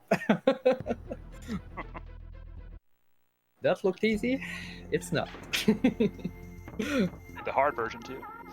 Yeah, because Notorious to say that the version that CJ used, if you miss it, there's a chance that you softlock your game. So for going for it. Much safer now with another new discovery. There's been a lot of new discoveries lately. Yeah, surprisingly, this game is over 30-year-old, and we still have a lot of new tech. Especially this year. I feel like this year had a lot of new tech. Or at least not of new tech that are viable in a run. Because they were known, just not viable at all. So here he threw Dixie to get invincibility barrel to just roll really fast against all those enemies. It increased speed every time you roll with invincibility there with through the beak. So. And here, another run warp soon. I feel like I keep doing the same. This is the last one, though, for real. This is the last one, yeah. So we just jump up the chain. All right, sure. But there's a DK barrel there, so it's not too bad. We have that. So we just kind of roll there, do that. Always know your backup. Want to clash the two of those together, summon a cannon, and we're out of the stage. That. That's the last swanky. And like this, Shout out to how many different enemies as the last question. Like, who would remember that at the end of their playthrough? And wait, you don't count your enemy when you play? Here we have really neat tech, the Ratley double jump. This is pretty fun tech, but pretty hard tech to master. Usually take a while to anyone to master. That's pretty advanced tech, and it looks really good too. And I'm probably biased, but best animal buddy. You can move like that, yeah. A lot of people At like least in Squawk, my, at least in my heart, that's the best. And here but we have a lot. developers love Squawks. Yeah, we have a lot of squawk decks here. Damage boost, intentional, to go through the beat. And here we go. And we have a couple of deception section coming up. Pretty easy to go through. Here we are. Nice. That was pretty sketch. Yeah, that part is always scary. Here Up we in go three? up in 3. Every time? And like this, we're at the end of the level. Yep. End of the wow. world already. We rescued DK. All right, like hardest stage. Hey. Hardest stage in the game, right here. Oh, we beat it. that. Hey. Oh Yeah, wait. Oh, there we go. Oh wait. I always like how Diddy bring out his boombox instead of like untying DK. Yeah. Like, hey, you want to untie me or? Yeah. All right. Just gotta Well. play these sick jams instead. Alright, so we don't really need to collect banana coins anymore at this stage. 'cause Nice jump. We've done that. There's that jump. Nice. So that jump at the beginning is pretty rough too. That's is it 1 or 2 pixel? I that you have? have no idea. I think it's 1 or 2. It's It's pretty. not many pixels. Yeah. Here we have a race skip. We just say bye to. Yeah, you thought there was Screech. going to be a race with Screech. You'd be wrong. The sad part about it, though, is we lose the race music. But the good part about it is we have the nice symphony music. Here we have a little veering skip. And like this, we're already coming to the end of the level. That race was lost from Screech from the beginning. And like this, already at K-Room. Yeah. All right. All right. We'll untie you this time, Donkey. I swear. After he shoots you a bit. Words. Oh wait, he's going. So this bus, it's a glorious auto-scroller, pretty much. You can still Yeah. lie, of course, but I mean, you still got to pay attention. yeah, you cannot stop. But after you run the game so many times, it's pretty much like an auto-scroller. There's nothing more than that. Unless you really want to try to get crazy with it. Yeah. Basically, he's gonna have 3 cycles of bullet like this, like cannonball. Last We- RNG in the game right there. Yep. There's actually a little bit of tech in this fight where you throw the cannonball. You want to have as less dust as possible in the cannon, so that save a couple of frames here and there. But that's pretty much the only tech in the whole fight. Yeah, timing your throws to get dustless. Dustless is hard. And if In, you go in to- general, we want to avoid as much dust as possible as on the screen. So, yeah, definitely we want to go for this there. But if you go too early, well, you lose a lot. Yeah. Like everything. Yep. Yeah, if you're on an insane pace, no problem playing it safe. It's definitely not a stage that you want to die at any point, because I think it's what, like a 3.5 minute or so auto scroller right at the end of the game? Close to About 4, I that, think. yeah. Close to 4? Yeah. Like 340, I think, something like that. Oh, like that's a 6 strat right there.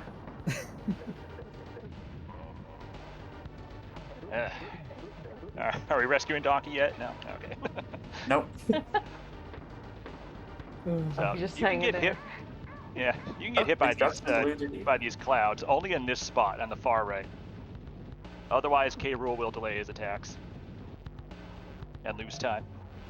Yeah, he's having 3 set of cloud there. First one freeze you, second one make you slow, and last one reverse your control. And the first time you get your control reverse, you think it's only left and right? No, that's up and down too. And yeah, if you don't pay attention, you try to crouch. Well, for the purple, thankfully there is a nice spot there. You need to know the spot, but Time is coming up, by the way. yeah, as soon as the coin drop. Yeah, as soon as the coin touches the ground.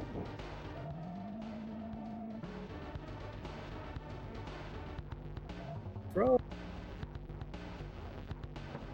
Oh, all right, I'd say that was a pretty good run. That was a very good run. Time. Nice run. Jeez. Yeah. Yeah, that Well, was- what is the time? It is coming across right now, but it is looking like a 40? 30-ish? Did you say 40, 30? That's insane. You nailed Yeah. it. I Oh did. my god. Like, this was an insane run, honestly. Holy I moly. did. 40-32. 40, 32? That's For context, yeah, for context, the world record that CJ also has is 40-12. So, that was a very good Yeah. run. Yeah, wow. Way better than I could have expected. Jeez. Dang. Oh, that was amazing. Yeah. Oh my gosh. I- Feel free to talk. Go for it. Oh yeah, yeah. Let me just Of collect course. myself here. If I suppose we have, I suppose we're going. We went a bit fast. Do we have time for another few minutes to wait for Swanky to show up in the credits? Just to make it extra official. You can probably I'd talk your say thing through there. I'd say in the interim, we can definitely give some shout outs. Yeah. Well, Oh, yeah. Well, if I could shout out a couple of members of the Swanky Committee. That's right. There is a Swanky Committee. Graceful is on, but also in the chat we got Crispy Toast Ghost there, who did the first ever All Swankies run. I do hope you preserve that video, by the way. And also K-Fin, who was supposed to commentate but couldn't be here today, or couldn't do it unfortunately. But he's done more science than anybody, and even made a wiki for this category. So there's some really passionate runners here for this, and I'm very proud of how it's turned out. yeah, commentators, please give some shout outs as well. And yeah, let everyone know, not just shout outs, but where can they find you? What are you currently playing? So yeah, shout out your own streams and whatnot. Wanna go first, Graceful? Yeah, sure. So I'm just on Twitch here at twitch.tv/Graceful Shutdown. When I stream, I occasionally do DKC2 stuff. Occasionally I do certain other games like Yu-Gi-Oh! The Frostbound Kingdom. That's more or less the two things that I basically do. So Lena, over to you. Yeah, you can find me at Twitch TV/LenaKitty, Lena_Kitty. I'm mostly doing speedrun on my channel, like DKC2, DKC3, a lot of retro games too, and sometimes some casual stuff. And yeah, we can actually find a lot of the things, like we have a Discord, like most people do for the DKC speedrun. And you can find the wiki at dkcspeedruns.com with an S to speedrun. And do we have a link to the All Swanky on the wiki or not? I don't remember. I don't think we do. I think All Swanks is still new enough that it's probably not on the DKC Speedruns wiki just yet, but we should get it there. Yeah, we have to do that. Yeah, we do. And yeah, I guess I'll promote myself then. I'm A10CJ everywhere, and by everywhere I mean YouTube and Twitch.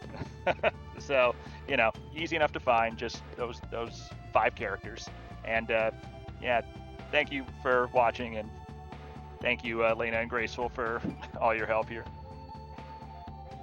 And to Asuka here for being just wonderful throughout the process. Appreciate it very much. Of course. For inviting us. Oh, absolutely. This was so much fun to watch. It's like, it's one of those stuff, the game that is, what are we looking at? Going on 30? Yeah, it's 30 years old. Like this. It's 30 years November. old this year, yeah. Yeah. And just to have a new category come out now, yes, okay. Yeah, and an interesting one too, like for real. The coin routing has been, well, it's been a lot of fun to look at. Mostly shout outs to Kafin for doing all the science there, spreadsheets and everything. It evolved a lot since the creation of the category too. Yeah. And I forgot to do it during the run, Lena, but you did discover the strat in the 2-1 strat in in Red Hot Ride. Red Hot Ride, yeah. Yeah, I tried. I like doing science too, but I didn't discover much in this one actually. In other thing more, but this category, I think that's the only thing I got that was better. I'm guessing since we're looking at the animal buddies, our wonderful Swanky should be coming up soon. Very soon. He's Very right Very after soon. Clapper. All right. Right after Clapper. Perfect. So just a little bit more, and then we'll see the final unofficial Swanky. Well, we have to validate that run for sure, because Oh, we gotta validate it. So. Oh, wait, here we Or it's go. Here we go. Glenn, I think, yeah. Yep. Chat brace. Well, oh wait. Oh, fake Sorry, I out. All forgot. right, I fake out. Fake out. After Glimmer. After Glimmer. Yeah, it's after Glimmer for sure. Misinformation. There we go. Conclave. There he is. Hey, Swanky! The boy. All right, you can cut now. We don't care about the rest of the All right. Wow. On that note, thank you so much, all of you. That was such an amazing run, and you knocked it out of the park for sure. Like it was so cool. GG's all around. To those in chat, sit tight because we are going to be heading on over back to the Mario side. Well, sorry, the Jumpman side of things with New Super Mario Bros. Wii any percent physical after the break. So stay tuned.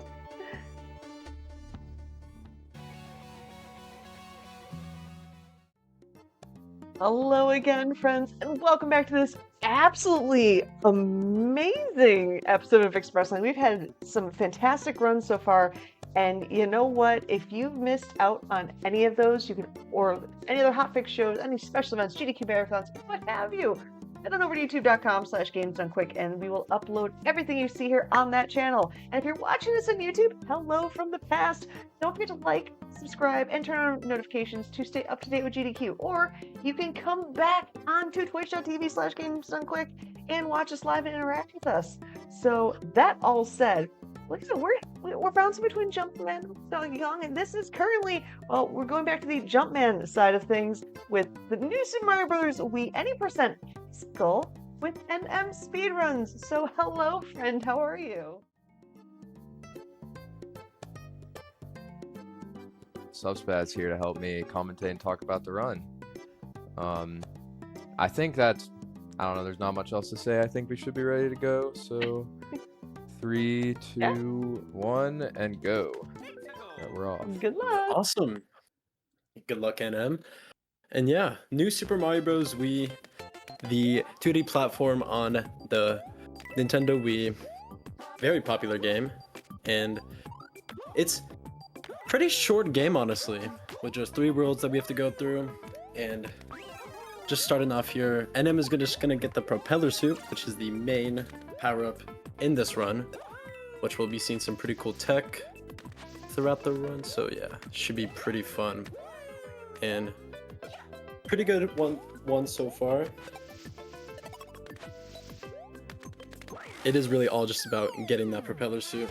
Quite a bit of the And optimization nothing. is just how to hold right for some of the levels, but there are some cool levels with like vertical movement and more niche tech. Yeah. And a special thing about World 1 is that NM Speedruns had to do a manip involving a little Goomba in the top left on the off-screen side, which his main reason why we have to manipulate it is because of the positions that he moves either 3 or more times, and it's always best to just get fewer position moves, obviously, to save that time. So before the run, NM did manipulate the Goomba by using the 1-2 super guide block, and by resetting the game as well, it just saves the position code for RNG to always have the Goomba manip in as fewer positions as possible. But yeah, 1-2 also just kind of a hold right, but using the conveyor, yeah, I'd say they're like the conveyor belts, not conveyor belts, just rotating platforms. He wanted to do it as a lowest angle possible to get the highest speed, either sliding or running down it with Star, which we'll get to see Star used quite a few times later in the run. Yeah, it's just always nice to do the manip before runs because it like in between the level transitions you like won't lose time if you have the Goomba set up correctly. And yeah. And doing a triple jump right there perfectly actually gets that hammer bro, which sometimes jumps, but right there it did jump, so NM perfectly had a triple jump set up to be able to avoid getting hit there. So that was pretty cool to actually see it pull off.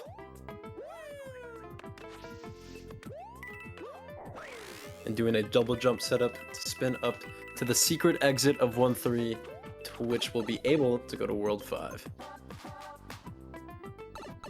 Which really starts to amp things up in difficulty for any percent. Right. Kind of a pretty boring section for now, but yeah, kind of just talking to the talking to Toad, and then cannoning off. And yeah, special part about thing here is while these text boxes are being pulled up, NM is spamming A and 2 as it quickly speeds up the process of them, which is a little bit weird because it's not really shown anywhere in the game. Yeah, you would think it would like Or any- either do nothing or just cancel them immediately, but for some reason it saves like a second or two. I don't know the actual amount. And especially on these loading screens, you'll see him do it for the cannon entrances, a piranha entrance, and just a couple of levels that you'll be spamming A and 2 because for some reason it just speeds up the loading process, which is really weird. But yeah, decent World 1 though.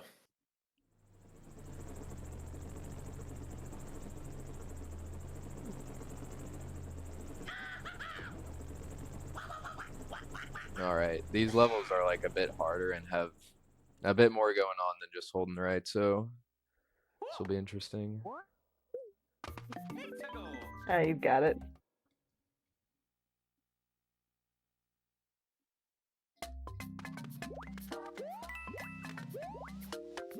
As 5-1, we'll definitely get to see more of movement as NM does a triple jump here to get the star power up, which aligns with the timing of the roulette block there, which the star is obviously a little bit faster and it grants us invincibility, so runners always opt out to get the star if it's in the most nice position places. But yeah, and then NM going for water skip here. Nicely done. GG. Pretty good 5-1. Yeah. So if they're not able to get a star in 5-1, what's the backup option? Or is it just kind So of the backup, accept fate? yeah, it actually is playing safe. Just like, having to avoid those piranhas as you saw NM just got to cruise through there. It is pretty hard, but can be done. But if you do get hit, you can get an ice flower and then freeze the piranhas that NM did water skip at, which is a little bit faster than having to spin out of, but it is optimal to keep propeller throughout the run, so we don't unfortunately get to see that. But yeah.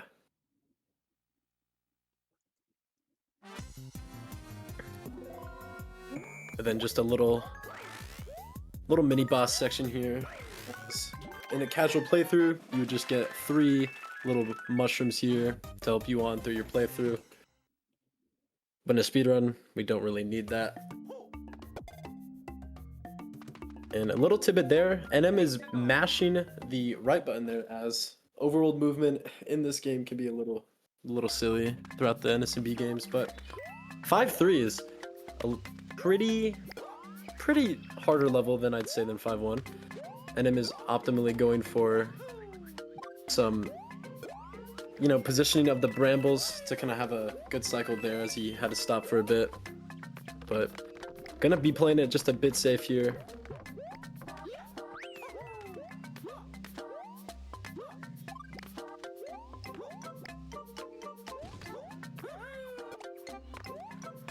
And going for top bramble.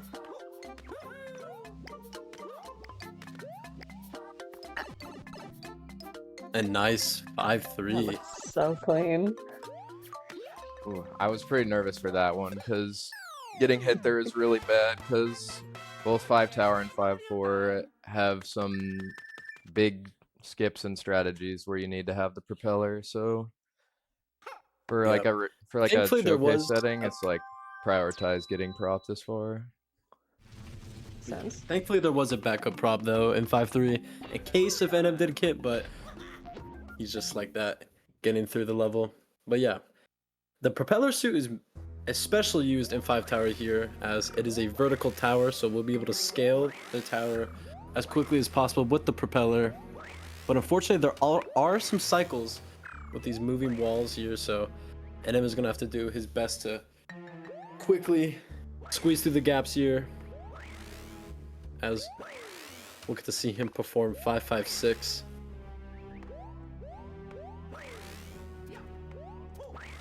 Actually, there's a question in chat about, you mentioned the alternating between A and 2 to speed things up. How does something like that get discovered? Is it just like random accident, or kind of Yeah, You're just crashing. like players just randomly just doing things and just noticing that the load times got sped up. And unfortunately, NM was not fast enough for the platform, so he unfortunately got 546. But thankfully, playing safe, so he can keep that propeller suit. 5-4. Yeah. But thankfully, that only loses 7 seconds, so still good for a showcase.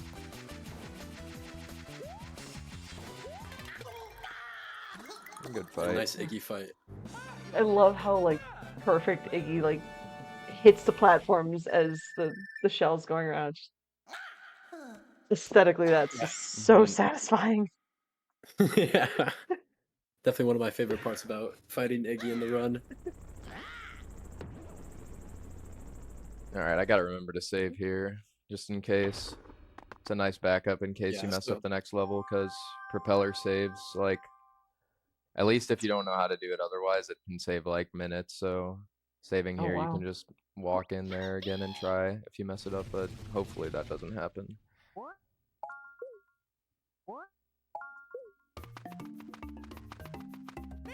but yeah, 5-4. Definitely one of the more bigger skips with propeller here. As NM is going to have to spin accordingly to the height close to the poison here, so he's just going to have to, you know, ditch this raft and start spinning and while kicking off these vines, hitting the platforms here to get back that spin.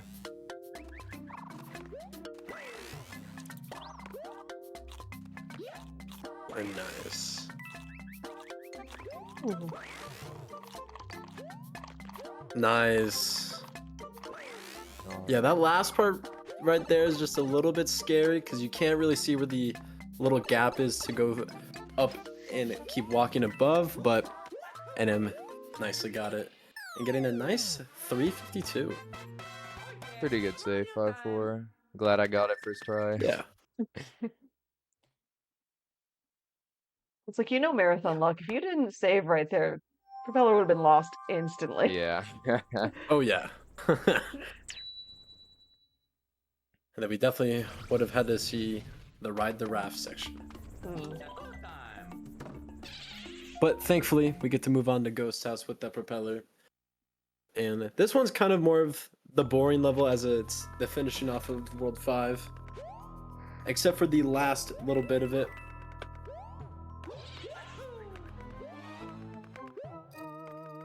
But yeah, kind of just have to maneuver your way through this level in the dark, open some doors.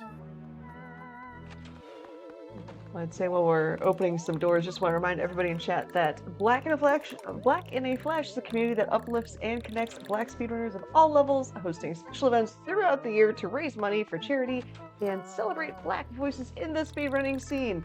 If you want to learn more or apply to get involved at gdq.gg/BAF and follow at Black in a Flash at bluesky.social and Bluesky for the latest updates. And they had their Juneteenth marathon recently, and it was absolutely amazing. They are such a cool group of people, and you should totally check them out.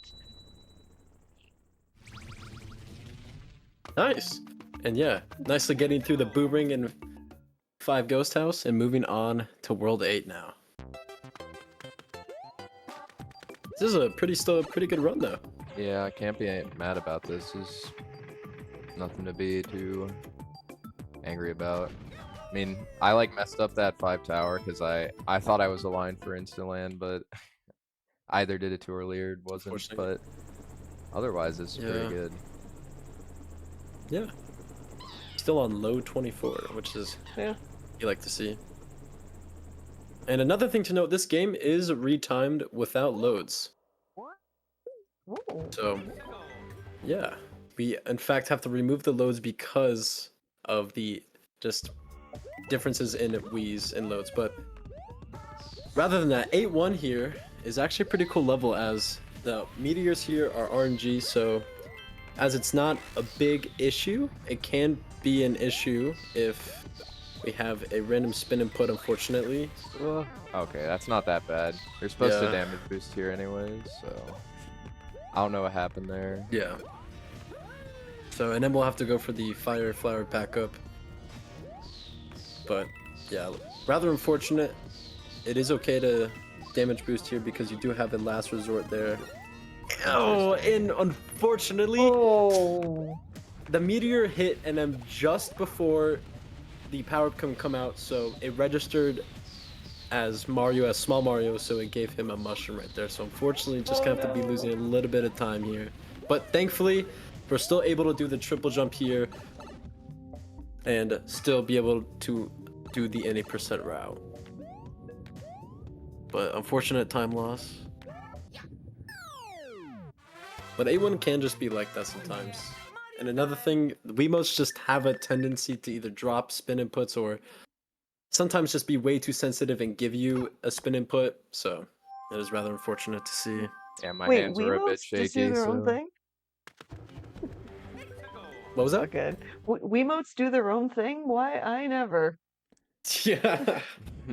Yeah, unfortunate controller from it, Nintendo though, but it's alright. But yeah, 8-2 here is optimally played as small Mario in the run, as you're able to tightly go through some of these gaps here, is the best way to describe it.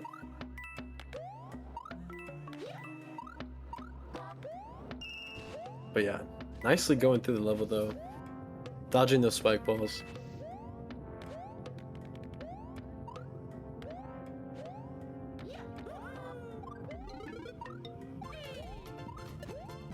A nice star grab, getting the boost from the Very slope nice. there. Nice first run. Or second run, but yeah.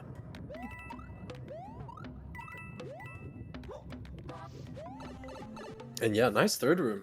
That was a good A too. yeah. Alright, that's fine. Almost a 426. Yeah, pretty good considering the strats I went for there. There's a couple things you can do in this where if you jump like one frame, I don't know exactly how many frames before, but you can like jump and then bounce off a Goomba at the same time, and if you have like extra slope speed, you can like maintain your speed, but I didn't want to go for them because they're minimal time save. But yeah, going into 8-7, which has the famous bone coaster here, which is kind of the auto scroller of the run, but not really because we're able to play this kind of optimally and be able to move through the levels still without being controlled by the screen. So we'll be seeing them doing some cool maneuvers to get to the sections of this level fast. It's probably the best way to describe that. But yeah, going for a triple jump here called Muffin Triple, which is set up by just doing a triple jump here and nicely getting to that ledge. Shout out Muffin.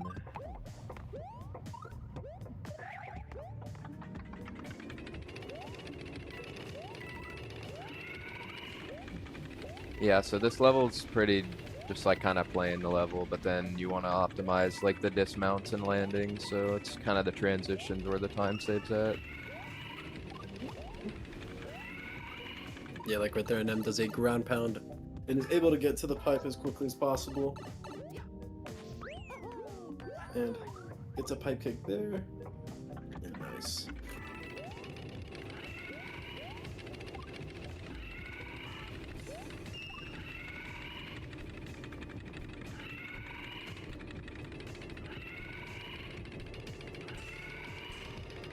Are we tempting fate right now by sitting at that table?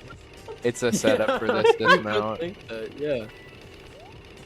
So I've done that NM in did a- speedruns. Yeah. Oh, unfortunately messes up the wall kick, but that is a setup. Yeah, it looks a Yeah, little standing scary. back there, it's like a good cue. You can just like run at the coin, at the third coin, and then you get a pretty fast coaster.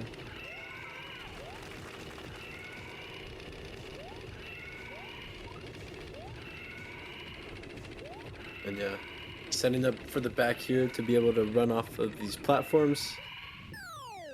And get a 338. Pretty good except for that extra wall kick. But yeah, still a decent run. Yeah. going into the infamous airship, and just a tad bit here, NM is playing on a 4:3 screen ratio, as this cutscene right here, as it loads in the airship, saves 2 seconds over 16:9 for some reason as well. What?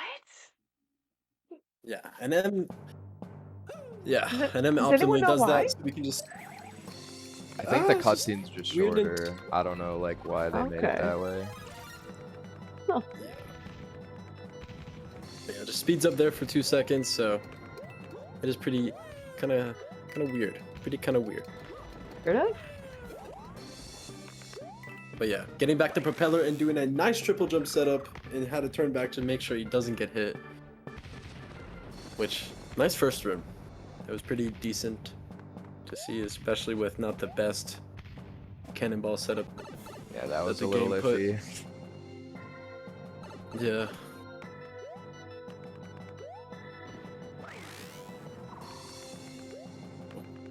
Clean first spin. Nice second room.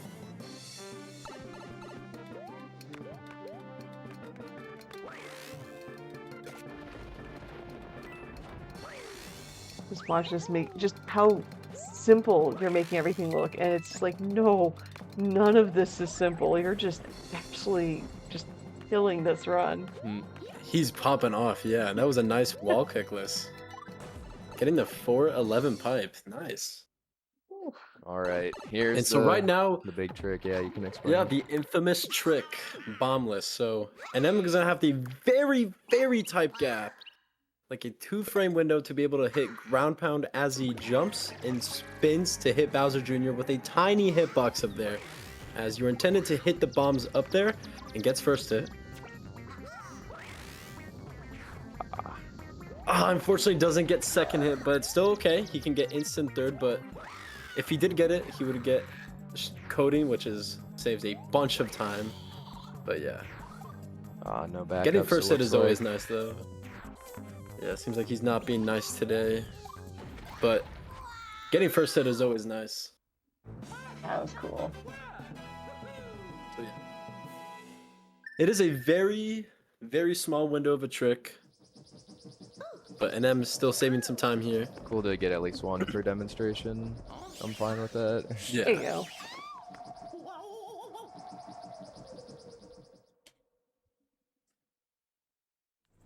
Yeah, still on 24 pace here. And now going into the last, final level. Yep. I will be Which going we'll be able to for see. the above the castle strategy, so hope I can get Yes. that. Just about to talk about that. Yes, it's a more recently newfound big time save in this game. It was found 2 years ago. But yeah. It is only happens after you've hit the switch though, so NM is gonna have to be doing some cool platforming here in this first room. Doing a triple jump setup here to be able to get up to that platform and then be able to do just a normal jump. But yeah, having to slide on the wall there to be able to get on a cycle with these fire bars.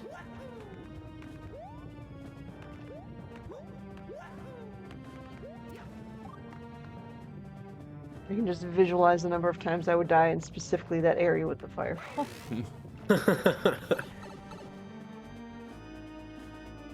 Can be a little scary. But yeah. Nice first room. Now I just kind of delay here. Gotta wait. Yeah.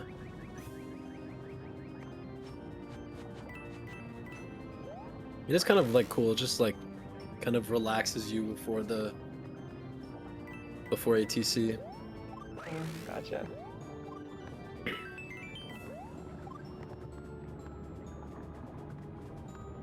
So, like, for this category, because it mentions any percent physical, like, what's the difference between physical and, I'm assuming, digital? Ooh, that was a crazy pipe. But the difference is how the game is kind of played. The digital version is on the Wii U version of the game, as you would have to download it from the Wii U shop when it used to be around. The main But difference is just the only like difference it has is- a different range of like inconsistent loading times. Gotcha. So it'd be like hard to Yeah. make a good retime barrier, like including both into them. So we just have it split. Makes sense.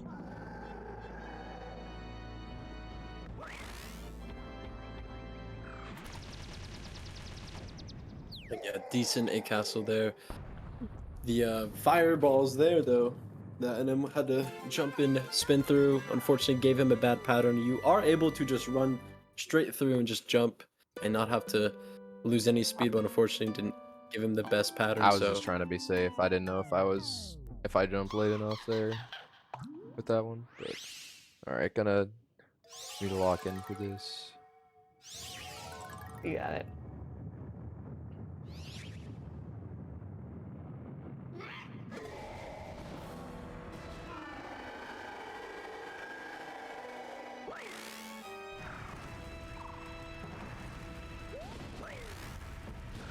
it looks like he got the gap. Nice, NM. Above the So, yeah. screen. The reason we were quiet there was NM uses a audio cue, which many others do as well. It is that he spins as soon as the sixth note is played. It gives us the correct window to be able to position the fireball that Bowser will spit out to be able to get that precise gap that we need to be able to go above the castle. A nice escape. All right, and that's Closing out a time. 24-51. GG's in it. Ooh. Nice run. Very proud of that. Glad I got to get a pretty good run on for the showcase. I'm glad I got to pull off the new strat at the end. And it looks like was that a potential PB or? No, I was comparing No. Siri. Oh, gotcha. So, Yeah, NM's I see a PB lot is of actually a green. lot better than this. Yeah. No, fair. So that was an absolutely just bonkers run. So cool to watch. Take some time, both of you. Shout out, give your shout outs and let us know where can people find you and what are you currently playing. All right, so I'm NM Speedruns. I'm the runner. I stream on Twitch some runs every now and then with with just a normal name. I don't know. I have my YouTube where I upload my runs. I don't know much other than that. What about you, Spaz? So I'm Subspaz. I stream on Twitch at Subspaz, and then I upload my runs to YouTube at Subspaz as well, where I speedrun Mario games, typically 2D and 3D. And yeah, I'm actually running this game right now too. I'm going for 24 OX, and my PB is a 2442. So planning to crush my PB and kind of get it lower. Yeah, that's where I'm at right now. Yeah, GG's both of you for that absolutely amazing run. Chat, give GG's one more time. And before we go to break, I just remind y'all that the Hotfix Summer Merch Collection is now live. So what you should be doing in a separate tab, I see you, put a separate tab on, go to theyeti.com/GDQ. You can check out our brand new Hotfix shirt, a keychain, a sticker pack, and they are super cute. They feature Coop, and it is the cutest little dinosaur. But when we come back, we are heading back one more time to Donkey Kong Land, and specifically Donkey Kong 64. Stay tuned. Hello, friends, and welcome back to the final run of today's super awesome episode of Express Lane. And we're just going to jump right into it because it is a classic. It is Donkey Kong 64. We are doing 80% 3 Kongs. It's different than what I'm used to seeing. We're doing 8% 3 Kongs with 8129. So hello, friend. Take it away. Hello. I'm I'm Ad129, and yeah, this is Donkey Kong 64. I'll get into what any percent 3 Kongs means, but I don't have much to say about this beginning of the run. We have a lot of downtime in this run, so we can begin our timer in 3, 2, 1, and go. Good All right. luck. Thank you. So there are a couple things to explain at the start. First off is we have a useful thing built into the game called Story Skip. there's this very long intro cutscene that is about 5 minutes long that we really don't want to watch, and so the story skip option in the main menu actually allows us to skip that, and so we're able to use that to just cut off an easy 5 minutes into the speedrun. But later on in the run, we'll actually be watching the intro story, but I'll get into that when we get to that point. So first thing first, we're going to be doing the normal thing of trying to beat the regular cranky barrels. These are our tutorial moves. So the first one we're going to be completing is the swim mechanic. So basically, all the mechanics in these 4 barrels are not unlocked until you actually complete these barrels themselves. And so this one, very easy. Swim to the bottom of the barrel, grab this 1 coin right there, 56. That's the best you can get on this. All the mini games in this game are timed. So we have very awesome ILs of, oh, can you beat this barrel within 55 seconds? This is this barrel, the orange barrel. You learn how to throw oranges. The record is 55 seconds, but it's really hard to get 55 seconds. Okay, I got it. Yeah, you have to really mash for those oranges, but we're only going to be completing 3 of those 3 of these barrels. The next one we're doing is the barrel minigame, barrel as we call it. Basically, we learn how to grab barrels and throw them. These 3 mechanics that we just learned, swim, orange, and barrel, are the keystone for even starting this run. So the next thing that we're going to be really doing is we're going to actually leave this area. So you might be wondering, don't you need to complete that last barrel to get to leave this area? Well, we're going to actually do our first glitch. So what I just did there is I did a trick called swim through vertical walls, or STVW. Oop, I need to get to the exit. There we go. Basically, the way that works is the game works where if you zoom in, it'll point you at, oh, you're facing 360 degrees. But if you face north specifically, what will happen is if you zoom in and zoom out, the game will just override it and just like put you over 360, which the game doesn't know how to handle that, so the walls don't exist. So it's a very broken mechanic. We'll be seeing that later with a different variant. Here we're doing another trick called swim through shores. Basically, the way that works is DK, when doing the B mechanic, which is slow swim, allows you to basically like kind of swim through shores. It's very weird how it works. We're just able to do it very easily. Just mash B. But yeah, so the reason why we do that is we get into this area called the Banana Fairy Isle. We normally can't get in here after we beat Angry Aztec, after we unlock Tiny Kong. But we need to get this move very early on because there's no other time in the run to really get it that would be fast. Because we need to get that mechanic for the camera, which will be used for a trick that makes this route possible. But now we're going to be doing another trick. These are the most like foundational glitches of this game. This is called a moon kick. You might have seen this glitch. This is a moon kick. Basically, the way moon kicks work is DK has 2 types of mechanics. You have the aerial attack, and then you also have a ground attack. And so if you cancel an aerial attack in the middle of, or yeah, if you cancel an aerial attack and then override it with a ground attack, what will happen is you'll just do the ground attack while having the mechanics of the aerial attack, and so you'll basically just fly. It's not infinite, unfortunately, but we can do it in very quick succession right here. So this final one, I'm gonna need to do some lag. Okay, this should work. You might be seeing that I'm going very fast. Basically, the way the game works on N64 is the more lag you get, the faster your Kong will go. And so we can actually use that to our advantage in multiple ways. The first one is to get to this isle very fast. This is actually the 5th level of the game, Fungi Forest. And if you couldn't tell, this B locker actually says we need 50 golden bananas, which we have 0 of. Another mechanic that is used in multiple different routes, but not used here, is something called lag clipping. Basically, the way that works is you will intentionally throw all your oranges that you can, and that will artificially create lag. And with DK, since he has a very powerful kick attack, you're able to just like clip through specific doors and walls. And so we actually do that into the Angry Aztec lobby to Oh. get in there early, and that's what's used in any percent all keys, which is another category I run, or 101% with some routes. But yeah, so now we're in Trough and Scuff. Trough and Scuff is where all the bosses are hidden, but you must pay these regular bananas to enter.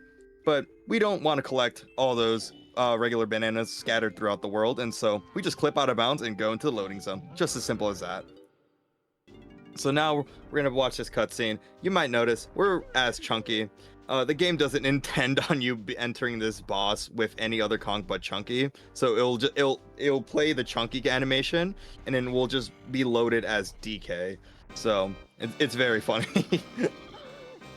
And so the reason we're doing this is because we're gonna do a glitch here called Dogadon early. So basically, the way this trick works is if we damage Dogadon on the same frame that he damages us, what will happen is it will do it'll do a quick kill, and what will end up happening is we'll actually defeat the boss very early, because we can't normally beat this boss with DK. And so if we do this quick kill, we'll actually beat the boss and have the key, just like that. That is the proposed theory. We actually do not know why that works. We believe that is why you take damage and then he takes damage, and then that just something. We actually don't know why. But So we'll doesn't just roll with matter. it. Yeah, just roll with it. Yeah, exactly. We have the 5th key now. We just unlocked the entire game. There you go. All right, so now this is the only thing we do in this level. Just collect this key, and then now we're just gonna leave this level. We're not coming back to this place ever again, because if you couldn't tell from how I had to enter it, it's very, very much not easy. I made it look easy, but it's not easy. I have spent multiple hours trying to practice that and try to get it consistent. All right, so now fall damage also is not a thing, by the way, when you crouch. Just as a little keynote. So now we're going to be unlocking some important levels. This next level that we're going to be entering is called Creepy Castle. This level is the only level in the game that you cannot enter early by itself.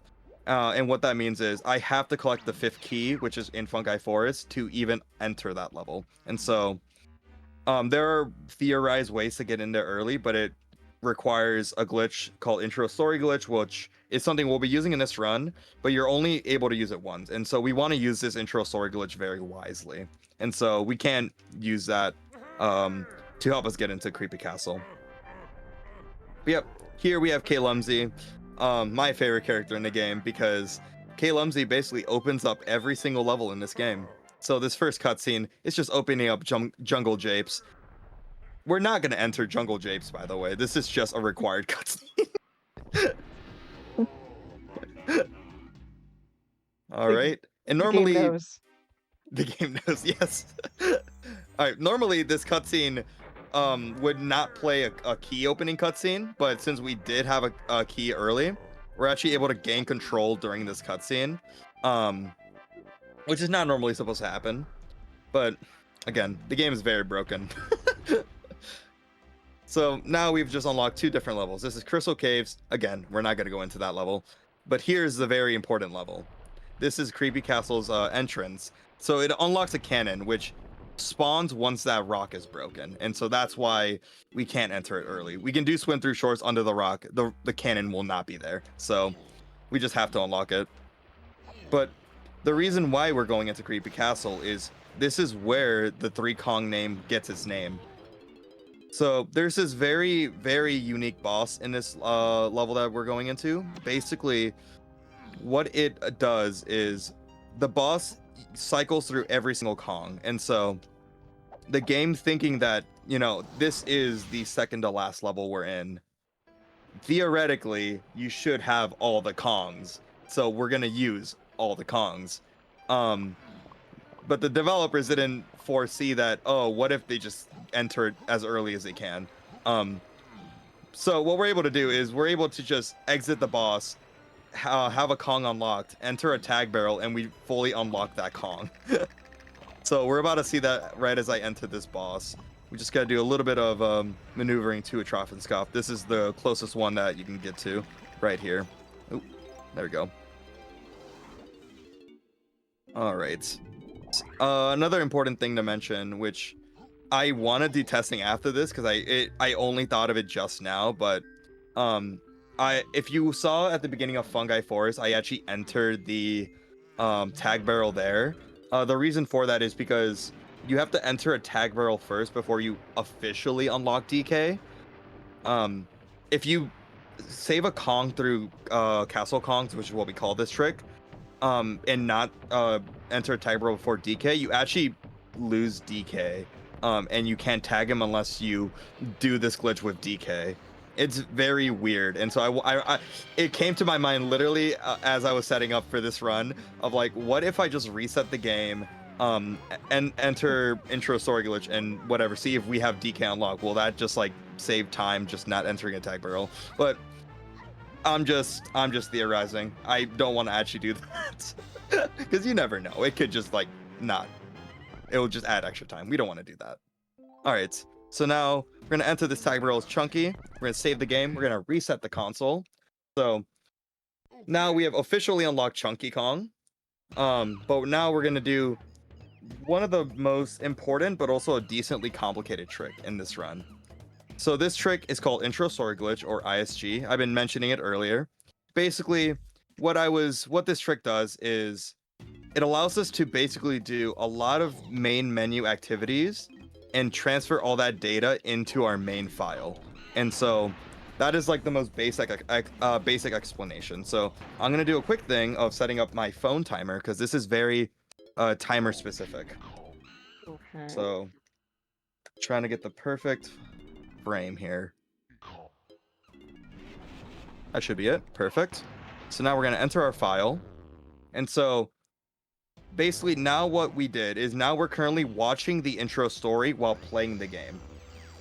And so what this means now is that there are certain checkpoints in this intro story cutscene where if you enter a loading zone, if you watch any cutscene, if you even collect a golden banana, it will drag you inside of the intro story glitch, which will in turn just kind of put you into the intro story itself, which is not what we want to do. So this trick right here, this is the hardest part, is trying to get into this level very quickly. So I'm going to focus for a bit.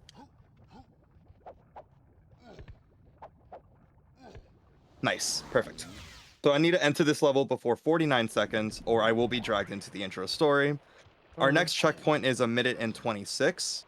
And so this one has a little bit of more leniency. I can get here with 10 seconds to spare.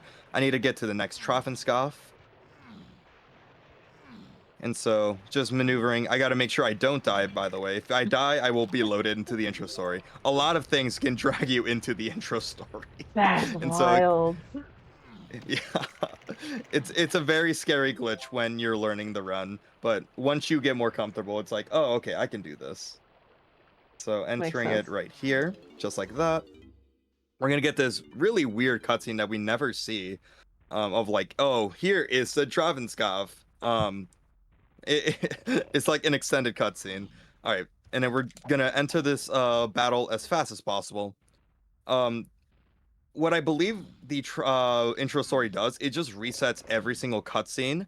And so we watched the battle intro cutscene already, but since we're under intro story, we're watching it again. That's the only like thing I want to find a way to cut out because watching this cutscene is like long, but it's okay. We still want to watch it because of the time restriction of this glitch. So it's perfectly set up for us. And so now we're going to be saving our final Kong for the run, which is Tiny Kong. So I have a specific process for this, for the route. We're going to lose Lanky Kong. We're going to pause the game right as we gain access to. Exit the level. We're going to wait 3 seconds. Okay. Just like that. And then I leave around here at 2 minutes and 36 seconds. Exit the level. and then we're gonna jump into this acid just so we can get to the beginning of this area very quickly.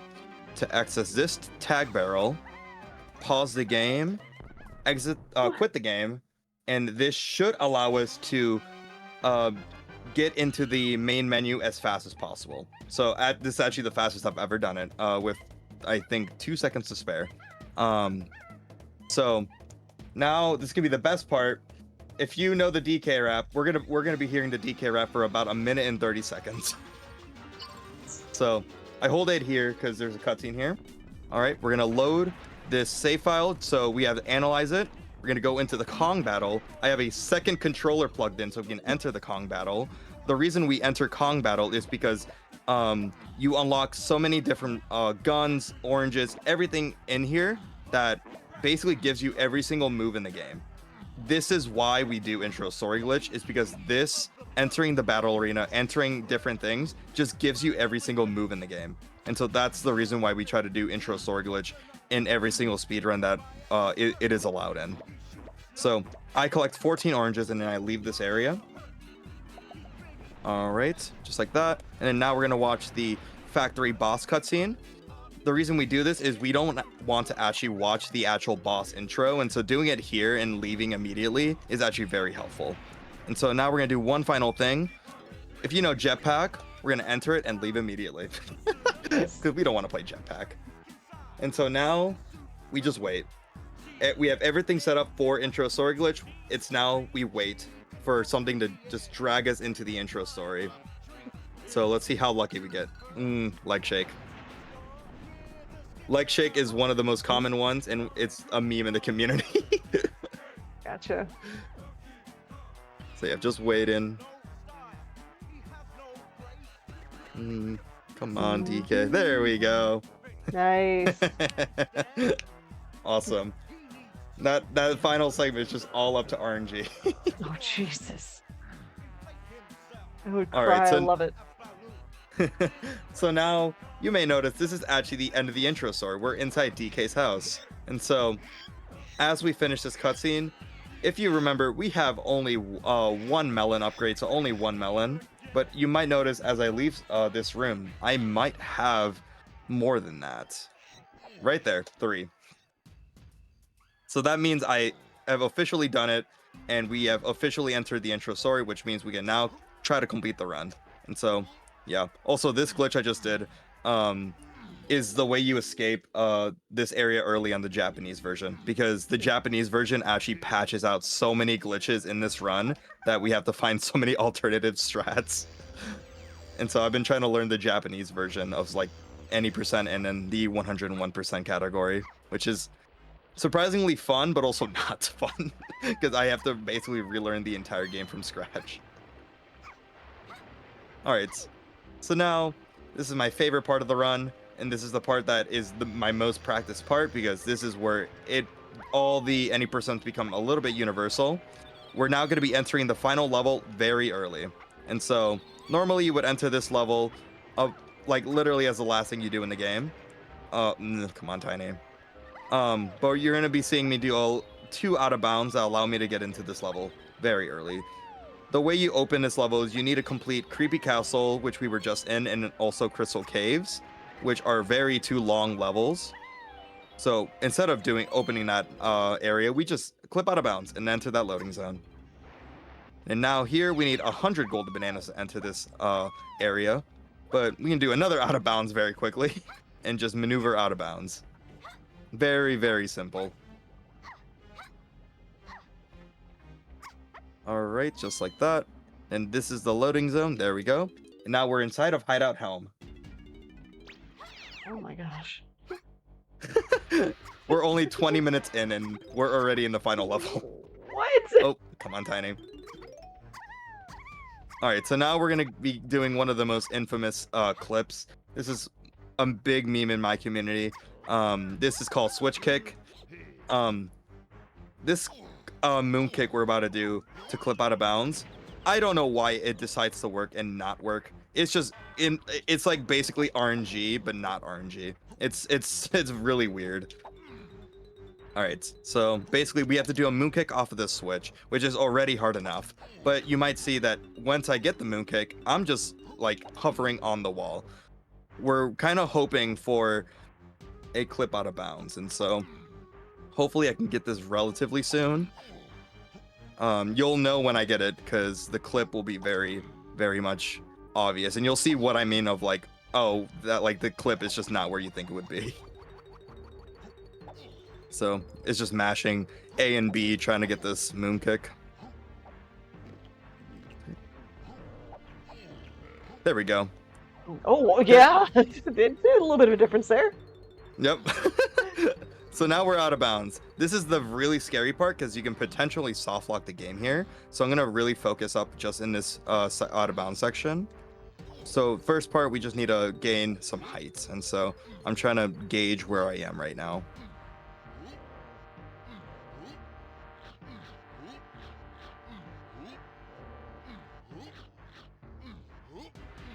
There we go. Height, and we're still out of bounds. And my next visual cue is we're inside of the lanky room of this area. And I try to use this room as my massive visual cue on where to go. Because there are two outcomes that could happen, and a lot of them are really bad. The first one is you void out. Voiding out is the ideal situation because you just end up at the beginning of the level. If that sounds bad, and it's the best outcome, it's pretty bad because the other two involve soft locking, and we don't want to soft lock, like I said, because one of the consequences of intro story glitch is you can no longer pause the game and you can no longer save the game, which is very scary when you really put it into perspective of we're doing a run that is very glitch heavy and very prone to soft locking in one of the levels. But we're through. That is the scariest part of the run done. So now we're going to be collecting our 8th key, which basically, the way the keys work in this game, it's very much not intended to be like this, but it is. Basically, there are 8 keys in this game. Theoretically, you must collect all 8 to unlock the final boss. However, if you collect the 3rd key and the 8th key only, that unlocks the final boss. And so the reason we think that is because Rare developed it where Angry Aztec opens up 2 levels, Frantic Factory, which we'll be going to next, and also Gloomy Galleon. Gloomy Galleon opens up Fungi Forest, which is the next level in that secession. However, Key 3 has no purpose, and so Rare thought, oh, if you enter Hideout Helm, you must have every single key by this point. So the 8th key is required to open the final boss. But we'll add a safety of the 3rd key since it has no other purpose. So we use that to our advantage because we can just be like, oh, we just need to collect the 8th key as fast as possible and the 3rd key as fast as possible. All right. So this is the reason why we collect Chunky Kong is those 2 clips that I just did. That glitch that I just did is called fall through vertical walls. The same concept as a swim through vertical walls, except you're doing the clip out of bounds. Not out of bounds, midair. That's the word I'm trying to look for. It's very much not easy because you have to do a lot of precise movement to do it. I'm doing a skid jump, which is doing a skid, which is in immediate 180 on the controller, followed by a pretty much frame perfect jump. And then followed by Mitt at the highest point doing a camera pull and then immediately zooming out. A lot of inputs within like 2 seconds. All right, so now we're inside a Frantic Factory. We're gonna do one more of these fall through vertical walls. And this is the one that for some reason gives me so much trouble. It's the same height as all of them, but it's like I don't know. There's something wrong with this one wall that we're about to do that just it either gives me it first try or it takes like 10 tries. I don't know. This game is very weird, if you could tell. It just knows when to show up and give you even a harder time in it. Yeah, and like I said, first try. Of course, of course. All right, so now we're gonna be falling out of bounds. Very silly. So now we're into this second half of the level. This is actually the closest Travenskov, conveniently. So that's the reason why we do that whole out of bounds segment. And so now we're going to be doing my favorite boss in this game, Mad Jack. If you remember Mad Jack, you know what this boss entails, but if you don't know what Mad Jack is, just be prepared. So we're gonna do a clip there. It's just a fall. This is a basic fall clip. Basically, there's about 1 pixel where you're just able to fall through and maintain it out of bounds. And so, trying to get that perfectly, I use zoom ins to basically get that 1 pixel very easily.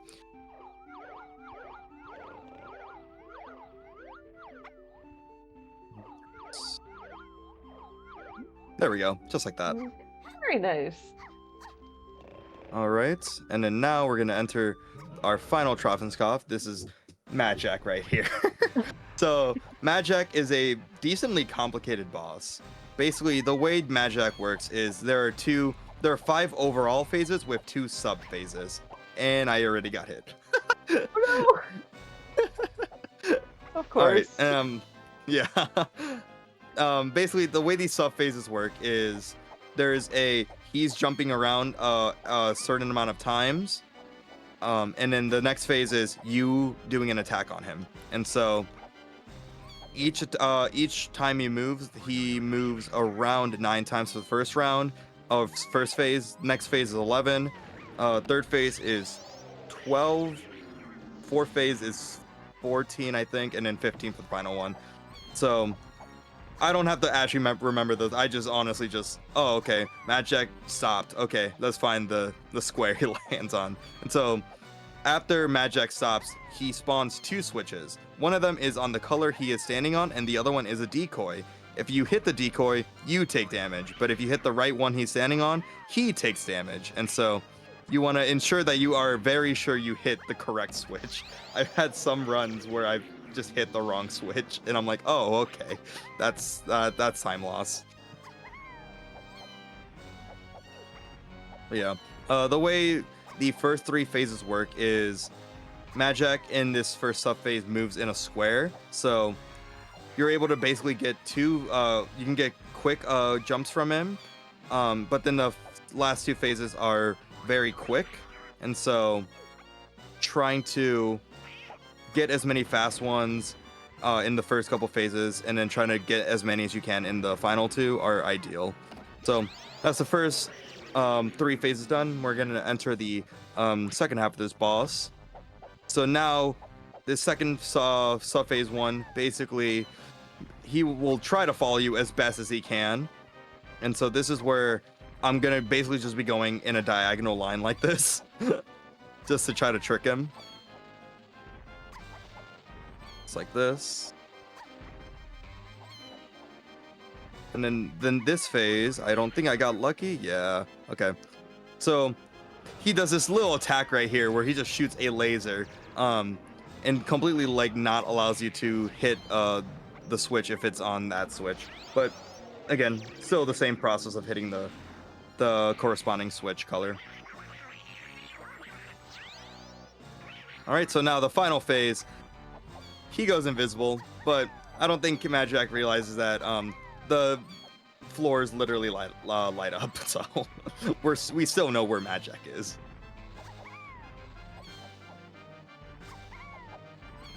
So yeah.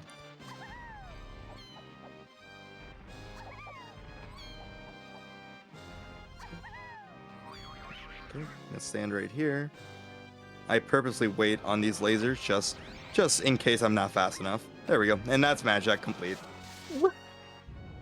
So, fun fact about this boss. You already know that we can enter all the bosses with any Kong, basically. But in this category, we would like to do it as tiny, since it's just the normal Kong we do it as. But in the true any %, which is only 1 Kong, basically you only do it as DK. And so doing this fight as DK is very not easy. I've learned to do it as DK since it's very fun once you learn how to do it properly, but it's very difficult. I remember I made a video back in 2020 where I try to complete every single phase or every single Mad Jack fight as a different Kong and rating how hard they were, and I believe Chunky and Diddy were the hardest ones just because they can't reach those squares with their movement. I gotcha. Like, But yeah, can they reach the squares at all, or are they kind of just? yeah, like barely. They can barely reach it. Gotcha. So yep, now we're gonna be turning in our 2 keys. So here, just turning in the 8th key. We got the 8th key. There was back in like 2015 in the community, we didn't know about a trick that, or not trick, but a glitch that happens called fake key, where if you go to K-Lumsy after getting the 8th key, it seemingly just wouldn't give you the 8th key for some reason. But the reason why it happened is if you don't look at the door and window in that room, it will just not give you a key for some odd reason. And so that's why when you're grabbing that key, especially if you're doing it very early, that you ensure that you are looking at that window and that door, just so you can ensure that you get that key. But now we're in the final boss. Basically 12 minutes left. I'm like, ugh. Every single run Yep, so far, it's like so much time left. Oh, we're in the final area. What? Wait, okay. Yep. So, in classic rare fashion, this is a really long final boss. This is actually the longest final boss that I know of, at least in terms of the collectathons. I run both Banjo-Kazooie and Banjo-Tooie. And Banjo-Tooie has the second longest with 7 minutes, and then Banjo-Kazooie being 5 minutes. This one completely is very long with 12 minutes, because you're literally going through every single Kong and going through like each gimmick of the Kongs. That's a good question. Since you're not going through every single Kong, or you don't have every single Kong. You still have to go through them. Yep. Okay. So the way the game handles this is it will just give you the Kong for you to like do the fight as. It doesn't care if you actually unlock them or not. Again, it's just another oversight that they didn't think of oh, they should have all the Kongs by this point. Gotcha. And so, yeah. But there is one thing that they did think of, which is actually if you don't have the correct number of moves, you actually cannot complete this boss. And so that is actually the reason why we do intro story, is to get all the moves. Okay. So the first phase of this fight is very easy. Just enter a cannon. I just count the number of punches he does, and then whatever it is, I shoot the cannon. So like this phase, I shoot it at 3. The final phase will be 7. So this phase is the very easiest one because it's just counting. Just like that. And then that's DK phase done. So now we're going to be doing Diddy. Basically, the way this, we'll be cycling through all the Kongs in the tag barrel form. So we'll be doing Diddy next, then Lanky, then Tiny, then we'll be ending on Chunky Kong. And so I think it's the story that they portray in this final boss is actually really, really good. Both with the what's happening on the arena, and then also what's happening with those Kremlings in that box. You'll be seeing the kind of mischievous things they'll be doing up there at the end of each of the phases. So yeah, this next phase, this is one of them where if you don't have the rocket barrel, you actually cannot complete it unless you enter the rocket barrel as it spawns. It's very, very weird, but just how the game is. And so the gimmick for this one is we're flying up to these spotlights and shooting them down directly on top of K-Rool. So you're able to shoot these through the wall just like that, because they're very not well programmed. I'm surprised I've not said this yet. Walls are non-existent in this game sometimes. The classic What? DK6.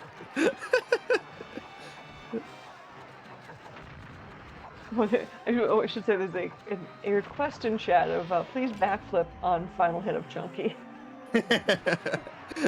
I will do it. I will do it. Nice. I'll explain what that means when we get to that point. Okay. All right, there we go. All right, so yeah, that is Diddy phase done. Yeah, you can see the story of these Kremlings.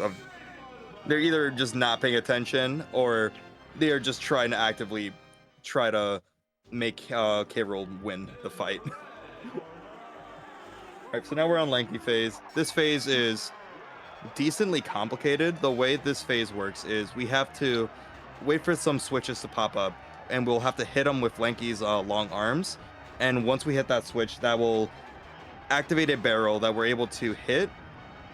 We throw it in the arena, it spawns a banana, and then instrument pads will appear so that we can play Lanky Kong's trombone. And what will then happen is we have to lead K. Rool on top of these bananas so that he can slip. And so, just like that, ideally I like it to be on top of the banana so that it's an immediate slip. Sometimes in like the later part of this phase, you just have to like predict when he'll like kind of land on the banana peel. Hopefully he goes in the right direction. There we go. That should work. Nice.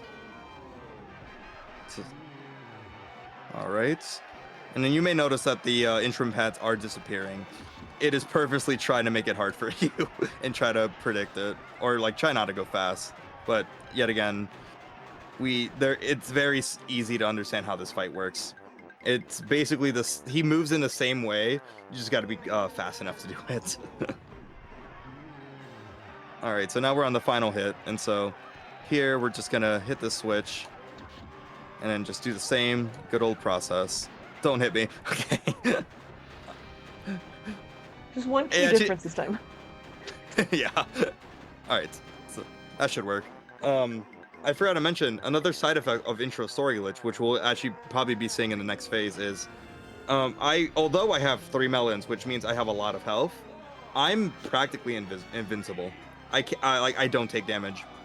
The only way you can theoretically die, at least in this fight, is when that timer runs out, or in the regular overworld, you just like fall into an insta-death type of hazard, like lava or acid. But yeah, so now we're into tiny phase. This is the longest phase for the reason of we are basically going to be doing 2 different phases. The first one is K. Rool will be stomping the ground, creating shockwaves, and we have to wait until the tiny barrel spawns. Once that tiny barrel spawns, we'll be going inside of K. Rool's shoe and then shoot his toes. Yeah, it sounds weird. We're not gonna go further with that. Basically, we're just gonna be doing this fight. It's very, very simple. Again, this game's weird. This game was released in the 1999. I'm trying to remember my history. Yeah, it's been out for a hot minute. Yeah, it's been a hot minute. Awesome. So now, after that long intro of this phase, we're going to do a really awesome thing, which is called lag reduction. We're going to look at the ceiling until that tiny barrel spawns. The reason we look at the ceiling is the audience that you see that are like outside of the arena actually generates so much lag that we don't want to like actually take a look at the audience to like reduce lag. And so that is like the one unfortunate thing about running on N64 is there's a bunch of lag, and although it's beneficial in some cases, we have to find a lot of ways to like reduce the lag. And so like in this area, we just have to like zoom in and just like reduce the lag as much as possible. And so a lot of the tiny phase is just looking at the floor and trying to reduce the lag. So yeah, oh, there we go. So yeah, basically each phase is predetermined like always. And so like this one is one of the quickest shockwave attacks that he does.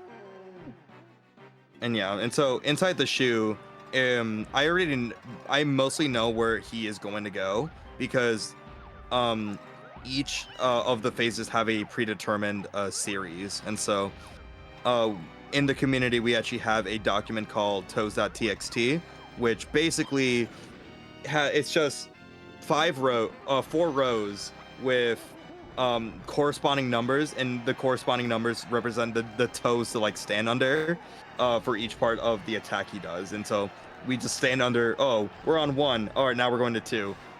It's very funny. I love that a document like that named as such exists. but also knowing that it's actually a really beneficial guy. Yeah. All right. Yeah. Not much to really talk about in this phase. I guess one more thing is another downside of intro story glitch is we have an ability called Sniper Scope. Sniper Scope is the final gun upgrade you get in the game. However, it generates so much lag on N64 that like we practically try to like not use the gun as much as possible when we have it. And so you might be noticing that I'm doing this fight as there we go. With oranges. That is because oranges are another way to attack the toes, and so I'm like, I don't need to do the lag. I'll just do the oranges instead because they're faster. Oh, sure. And so, yeah. All right, so now we're on the final toe. This one's the longest shockwave attack. Just waiting around like 3 more seconds. Okay, there we go. Oh, there we go. All right. So if this one has 4 that we have to hit the toe with, and so this one's more waiting. All right. Just like that. While you're working out, like what drew you to like this specific and relatively unique category? Yeah. So I normally speedrun the 101% category of this game, which is 6 hours long. Yeah, I know. It's very long. Yes, I know what I'm subjecting myself to. But what drove me is I really wanted to relearn the any percent, and so my old route actually did the game with 5 Kong, so I unlocked every single one.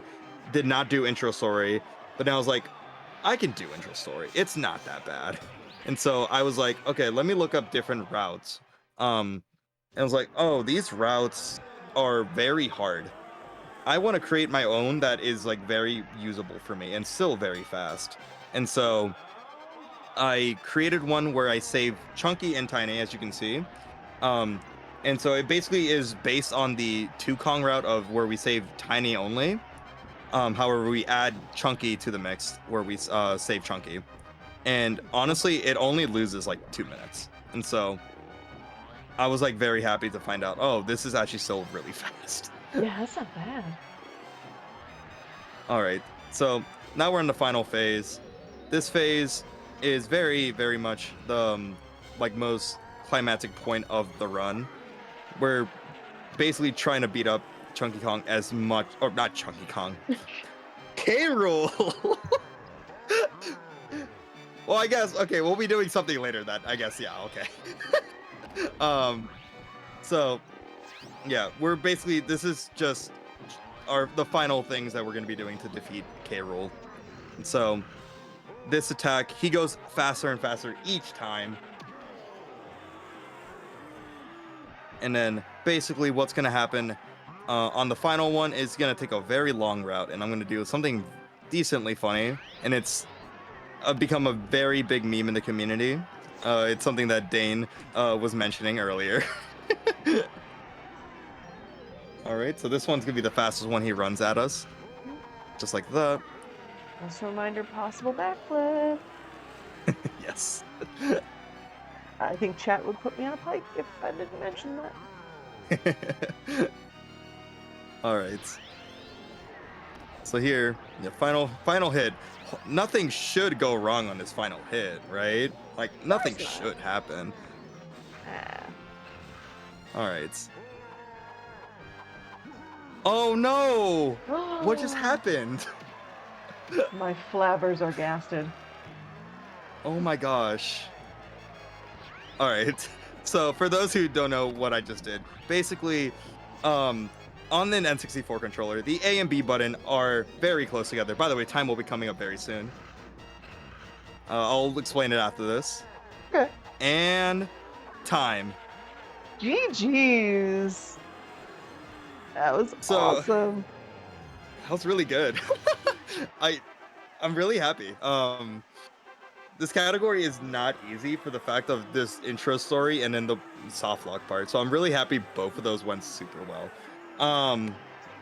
So before we go into the shoutouts, what I did was back in 2016, I believe, Connor75, who's a very top runner of the game, was on world record pace in 101%. Keep in mind, a 6-hour-long category was on world record pace.